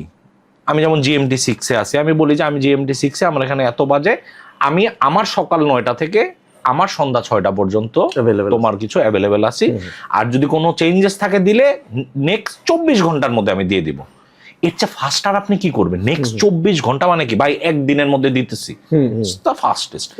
বাঙালিরা মনে করেন ওই যে আমাদের মধ্যে স্বভাব, জমিদার স্যার স্যার ডাকছে 3টা বাজে, ফাল দিয়ে উড়ে, এরকম করে লাভ নেই। আমার ফাইবারে আমি আপনাকে মানে আপনার জন্যই খালি দেখাই, মানে কাউকে আমি বাট আপনি বললেন, মানুষ ভাবে যে রিপ্লাই না দিলে মানুষের মাথা খারাপ হয়ে যায়। আনরিড মেসেজ কয়টা দেখতেছেন? 268টা। আরে আল্লাহ, তারা ওয়েট করবে, আমি সময় নিয়ে মেসেজ দিব। রাইট, আমি তো টপ রেটেড প্রো সেলার এসে আমার কিছু হয়েছে আলহামদুলিল্লাহ। ডিসিপ্লিন, আমি আমার টাইমে করব, আমার একটা টাইম আছে। ফাইবার নামায় দেয়, কিন্তু ফাইবার যখন দেখতেছে যে আমি ওদের কি পরিমাণ ব্যবসা দিতেছি, ওরাও যে রাফাত একটু দেখিস, একটু রিপ্লাই দিস, একটু বুঝিস। তো যে কোনো জায়গায় এটা করতে হবে। আমি 250 মেসেজ এমন করে বসে, আমি এখন বসে পডকাস্ট করতেছি। তো ওইভাবে করেই আপনার চিন্তা করতে হবে যে সব কিছুরই একটা আছে। এখানে আবার কিছু স্ক্যাম মেসেজ আছে, ইউমানিয়াই ওয়ার্কস আর কাজ দেন এরুমও আছে, আবার আনরিডও আছে। ওকে, সো এটাই আমি বলতেছি যে ডিসিপ্লিনে চলে আসতে হবে। ট্রু ভাইয়া, এটা খুবই দরকার। কিন্তু আমার একটা নিজের একটা কমজোরি আমি একটু বলি, সেটা হচ্ছে যে আমার শর্ট কামিংস। আমি পার্সোনালি রাতে কাজ করার পর, আমি কাউকে এনকারেজ করতেছি না বা রেকমেন্ড করতেছি না, এটা আমার পার্সোনাল প্রবলেম যে আমি রাতে কাজ করতে পছন্দ করি। এটা একটা রিজন আছে ভাই। রাতে আমি মানে ডিস্ট্রাকশন ফ্রি হয়ে কাজ করতে পারি। সকালবেলা মিটিং আসে, আম্মা বলে ওইটা আনতে হবে, বউ বলে বাজারে যাও, এটা আনো, এটা অর্ডার দাও, এটা নাই, সকালবেলা ফোন আসে, মিটিং করো, ক্লায়েন্ট মিটিং দেয়। রাত্রে 12টার পরে আমি রিল্যাক্স, কারণ রাত্রে 12টার পরে কেউ নক দিতে 3বার ভাববে যে এই টাইম তো ঘুমানোর টাইম, প্রলা ভাই তো ঘুমাই দিতে, নক দিতে পারবো না, আস্তেই করে একটা মেসেজ দিয়ে আমি সিন করি না। আমি তখন আরাম করে আমার নিজের আমি লেখালেখি করি, ফুললি ডিস্ট্রাকশন ফ্রি থাকতে হয়, রিসার্চ করতে হয়। সকালবেলা ফজর নামাজ পরে একটা ঘুম দেই, 11টার মধ্যে 12টার মধ্যে অফিসে চলে আসি। আপনি জানেন ঠিক টাইমে ঘুমাইলে ক্যালোরি বেশি বার্ন হয়, স্বাস্থ্য একটু ঠিক হয়, এবং টেস্টোস্টেরন প্রডিউস হয়। রাইট, সব দিক থেকে রাত জাগাটা is not a good practice. চেষ্টা করতে হবে। হ্যাঁ, আমি এটা অ্যাডমিট করি যে আমার এটা চেষ্টা করা ই করা উচিত। তবে আমার মেয়ে হওয়ার পরের থেকে আমার অনেক চেঞ্জ হয়ে গেছে। আমি একটা দিন ওর ঘুমানোর জন্য আমি ঘুমাই থাকি, মানে ওরা দেখাই যে আমি ঘুমাইছি, তুমি ঘুমাও, ওরা দেখে আমি ঘুমাই যাই, ও ঘুমায় না। ও ঠিকই 2টা-3টা পর্যন্ত দুষ্টামি করে, আমি কিন্তু ঘুমায় নাক ডাকতেছি। সো এই মেয়ে হওয়ার কারণে আমি মোটামুটি 1-2টার মধ্যে ঘুমায় যাই, যেটা আমার লাইফে খুব রেয়ার কাহিনী ছিল। তো পরে সকালে উঠে, তবে এটা ঠিক ভাই, সকালে যেদিন আমি দিন শুরু করি ওদিন অনেক বরকত পাই, দিনে অনেক সময় পাই কাজ শেষ করা, দিনটা অনেক লম্বা মনে হয়। এক্স্যাক্টলি, সো প্রোডাক্টিভিটি বাড়ে, এটা খুব ট্রু।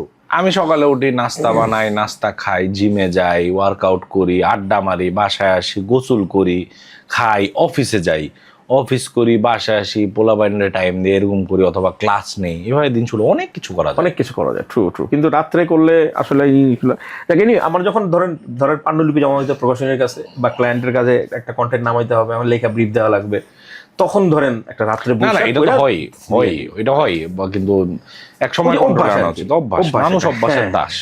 ট্রু। এখন আপনি নিজের লার্নিং এ কিরকম সময় দেন ভাই? যেটা বলতেছিলেন যে আমি অনেক টাইম দিই। এই যে গ্যাপটা নিতেছি কোর্স থেকে, বা পজ বা ব্রেক বা স্টপ, নিজের লার্নিং এর জন্য। আমি নিজে কিছু এক্সপ্লোর করব। আমি অনেক বই পড়ি, যারা চিনে আমাকে তারা জানে আমি সপ্তাহে একটা বই পড়তেই হবে।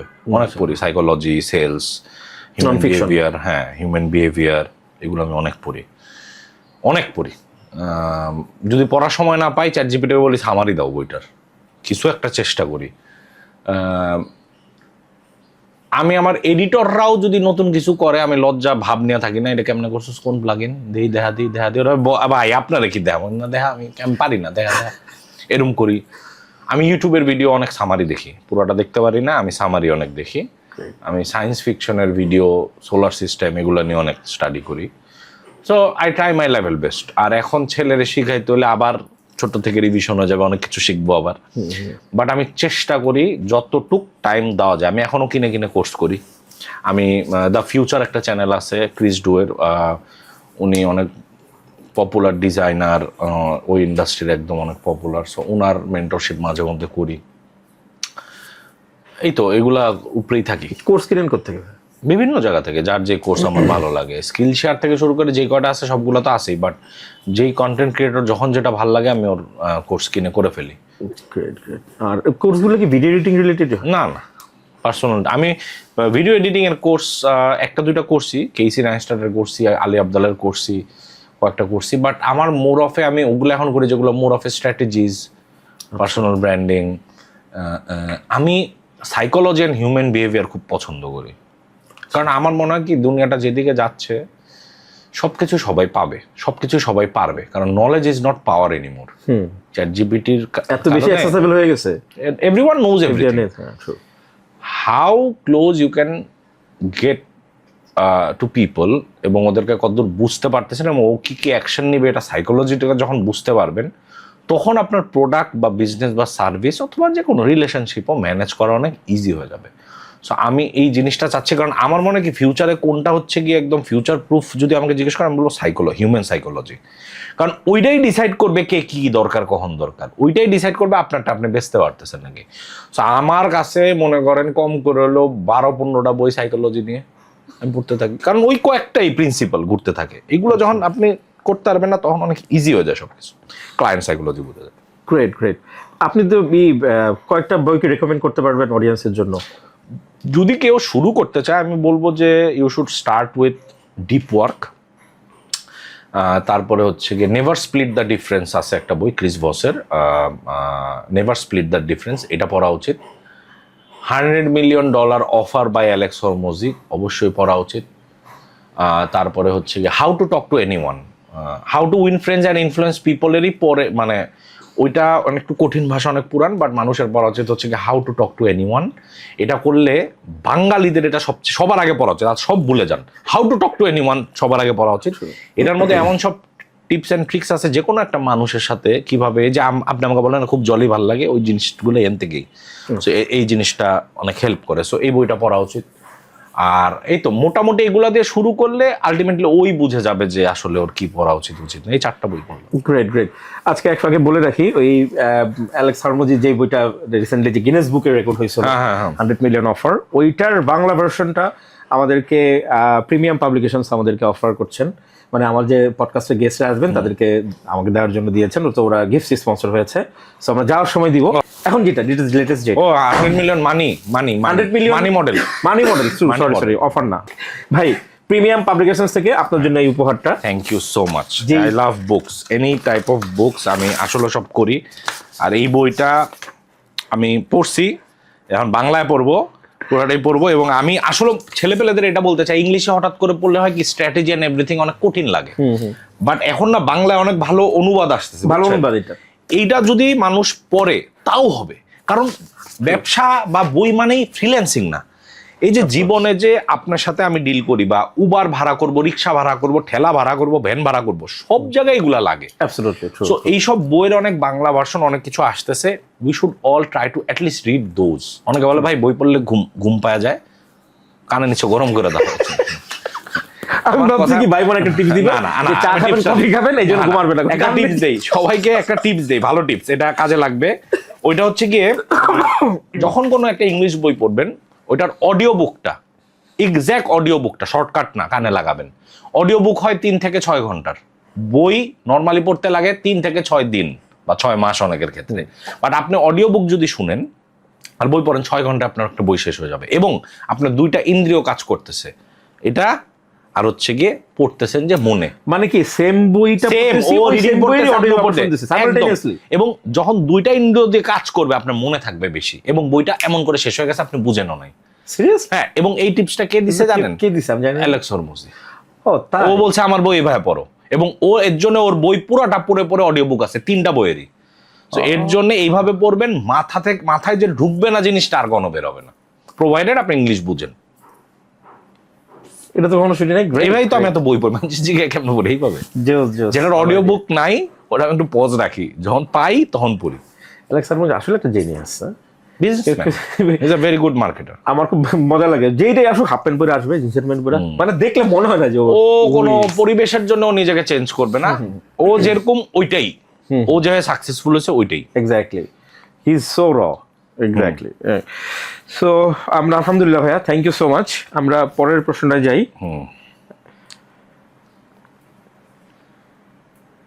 ভাই নন ফিকশন এর জন্য তুমি তো এখানে করো নাই তাই না? করছো তো পরে নতুনটা নেই না? মানে রাফায়েত ভাইয়ের সাথে এখন যে ছবিটা তুলছে এটা দিছো না? কই, এখানে তো কোনো প্রশ্নই নাই। এইটাই এইটাই করছো?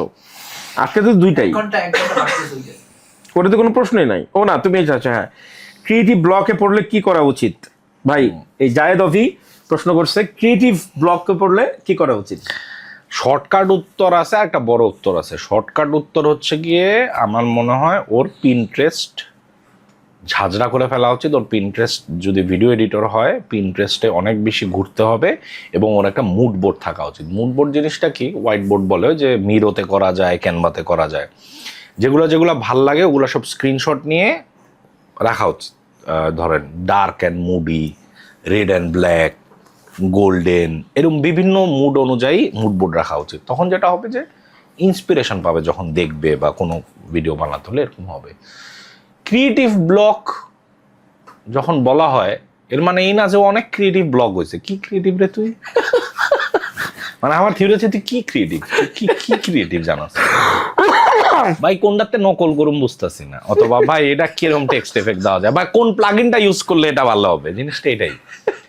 তো এটার জন্য আমি ভিডিও এডিটিং ইন্সপিরেশন, কালার আর ফন্ট বা টেক্সট বা মিউজিক আমি কোত্থেকে শিখি, আমি যদি আমারটা বলি, long term I watch a lot of documentaries, Netflix documentary, crime documentary. এগুলা দেখলে অনেক কিছু শেখা যায়। কেমনে? মনে করেন 50 বছর আগের কোনো একটা ঘটনা নিয়ে ডকুমেন্টারি বানাইতেছে, সব তো ফুটেজ নাই, কিছু কেস ফাইল আছে, কিছু বিরল নিতে হয়, কিছু ইন্টারভিউ দেখাইতে হয়, কিছু মিউজিক দিয়ে সাসপেন্স করতে হয়। কেমনে করে ওরা?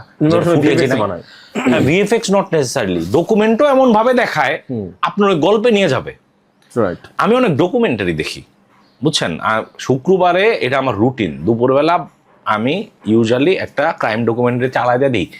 মনে করেন মিউজিক দিয়ে মুড ক্রিয়েট করে ফেলে, একটা মিউজিকের মধ্যে ঢুকে যাচ্ছে, টেক্সটগুলো এমনভাবে আসে যেটা ওভার পাওয়ার করতেছে না কিন্তু আবার ইম্পর্টেন্ট। লাইটিংগুলো কীরকম, ওইটা দেখে না, নেটফ্লিক্সের ডকুমেন্টারির কথা বলতেছি আমি, ওইটা দেখে না একটা ধারণা পাওয়া যায় যে কী টাইপের এডিটিং, কী টাইপের স্টাইল চলতেছে এবং কীভাবে এগুলো তো অনেক হাই প্রোডাকশন ভ্যালু ডকুমেন্টারি হয়, কীভাবে ক্রিয়েটিভ মানুষরা একটা ছোট্ট গল্পরে, যেটা ফুটেজও সব নাই, ঘুরায় বানাইতেছে। তখন মনে হয় অনেক ওপেন। এটা হচ্ছে লং টার্ম। শর্ট টার্ম হচ্ছে ইন্টারেস্ট। আচ্ছা, গ্রেট, ভালো টিপস দিচ্ছেন তো ভাই, এটা তো আশা করি আমারও কাজে লাগবে। Great, thank you so much, this invaluable tips. কি করতেছে প্র্যাকটিস? ওই 1 ঘন্টাই তো পার্থক্য, 60 মিনিট। ওই 1 ঘন্টা বেশি দেন, তাইলে হবো। এই কম দিয়ে কমপ্লেন করা, কমপ্লেন জিনিসটা থেকে ফ্রিল্যান্সারদের বেরোয় আসতে হবে। True, very true. Thank you so much ভাই। আমি আমার পডকাস্ট, আমি আমার লেখা তো ওই দিন বলতেছিলাম, এখন ভাই আপনি তো একই সাথে একজন ইউটিউবার, কন্টেন্ট ক্রিয়েটর, প্লাস আপনি ফ্রিল্যান্সার। এখন আপনি কোনটাকে বেশি প্রায়োরিটি দেন বা প্রাউড ফিল করেন, বা কোনটা কন্টিনিউ করবেন লম্বা সময় ধরে? কন্টেন্ট ক্রিয়েশন এটা বেশি এনজয় করেন। এটা এনজয়ের জন্য না, this is the future. Personal brand is the future. আমি যদি কালকে একটা আলু পটলেরও ব্যবসা করি, আমার যদি পরিচিতি থাকে, আমার উপরে যদি মানুষের ট্রাস্টটা থাকে, আমার ব্যবসা ভালো হবে, ওইটাই ব্যবসা ভালো হবে। ট্রু। কালকে আমার ফ্রিল্যান্সিং ভিডিও এডিটিং নাও থাকতে পারে, এই খাইয়াই দিতে পারে, কিন্তু রাফায়েত রাকিবকে যদি মানুষ চিনে, ক্লায়েন্টরা চিনে, রাফায়েত যে জিনিসটা অফার করবে ওইটা ইউজুয়ালি তারা নিবে। সো পার্সোনাল ব্র্যান্ডিং সব কিছুকে বিট করে। এই স্যাচুরেটেড দুনিয়াতে আপনি যত বেশি পরিচিত আর আস্থার জায়গা হবেন, আপনি তত সেফ থাকবেন। So invest on your self. Great. তাহলে ভাই যখন আপনি বলতেছেন যে আপনি রিটায়ার করবেন, রিটায়ার করার পরে ফ্রিল্যান্স ক্যারিয়ার থেকে আপনি রিটায়ার করবেন, কিন্তু কন্টেন্ট ক্রিয়েশন জার্নি আপনি কন্টিনিউ করবেন? না, ওইটা আই লাভ ইট, এন্ড ওইটা দিয়ে আমার সব শুরু হয়েছিল, ওইটাই করতে থাকবো। গ্রেট। এখন আমরা পরের প্রশ্নটায় যাব, সেটা হচ্ছে যে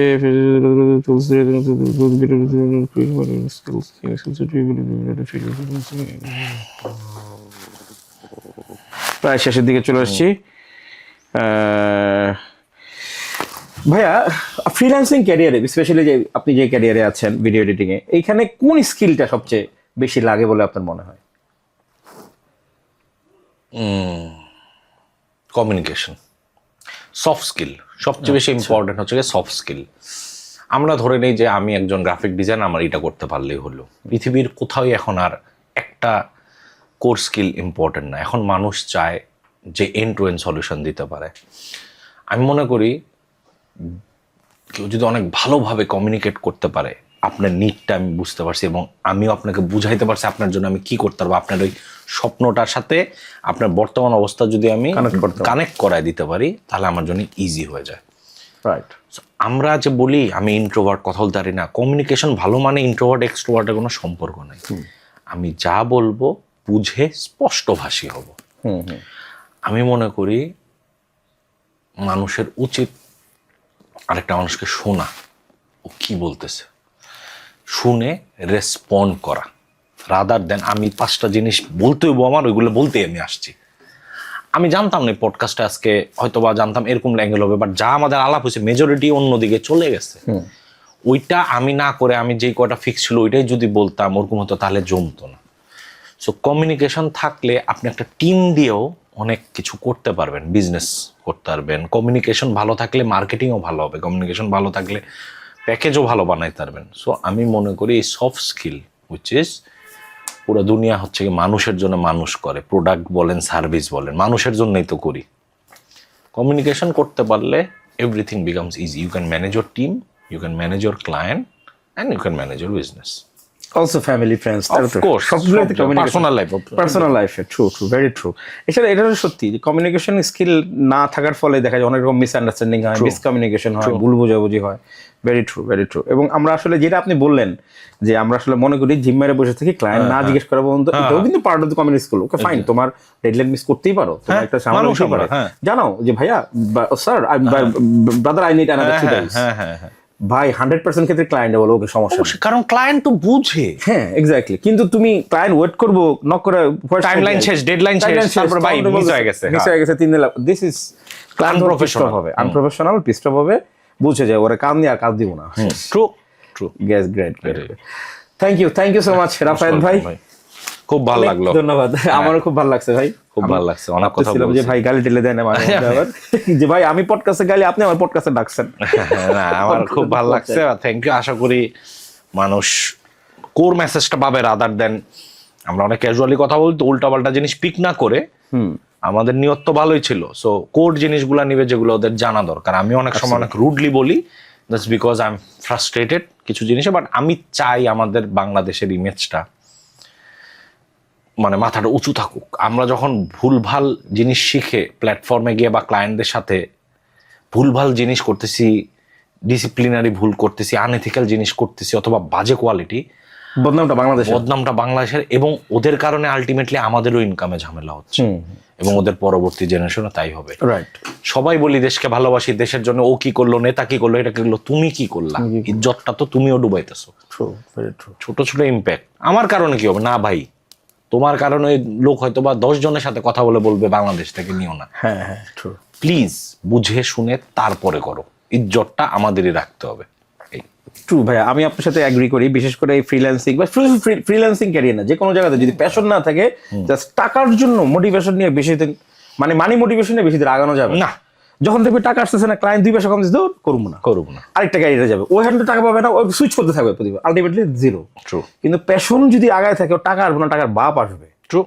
এটা হাসিনাদের ভাই একদিন আমার বলছে, অনেক বছর আগে জিজ্ঞেস করছিল যে ভাই প্রোগ্রামিং আপনি আসছেন কোনো সমস্যা নেই, টাকা দিয়ে আসে না, টাকা আসবে মাস্ট, এতে কোনো, কিন্তু আপনার কাজটা আগে ভাই করতে হবে। কিন্তু টাকা দিয়ে না আসলে আমসালা দুইটাই যাবে, টাকাও পাবেন না, ক্যারিয়ারটাও হারাবেন। সো ভেরি ট্রু ভাই। এবং যে কোনো ক্যারিয়ারে আমি দেখছি যারা সাকসেসফুল তারা কিন্তু প্যাশন থেকে সাকসেসফুল হয়েছে, স্ট্রাগলের সাকসেসফুল হয়েছে। জাস্ট আসছে হয়ে গেছে রাতারাতি ক্যারিয়ার করে ফেলছে এরকম না, এটা তো আলাদিনের ছেড়া না। So anyway thank you so much ভাইয়া, থ্যাংক ইউ, আপনাকে অসংখ্য ধন্যবাদ আসার জন্য। আর আপনার অফিসে একদিন যাবো, আপনার ড্রপ আউটে গিয়ে দেখে আসবো ইনশাল্লাহ। ডান। ঠিক আছে।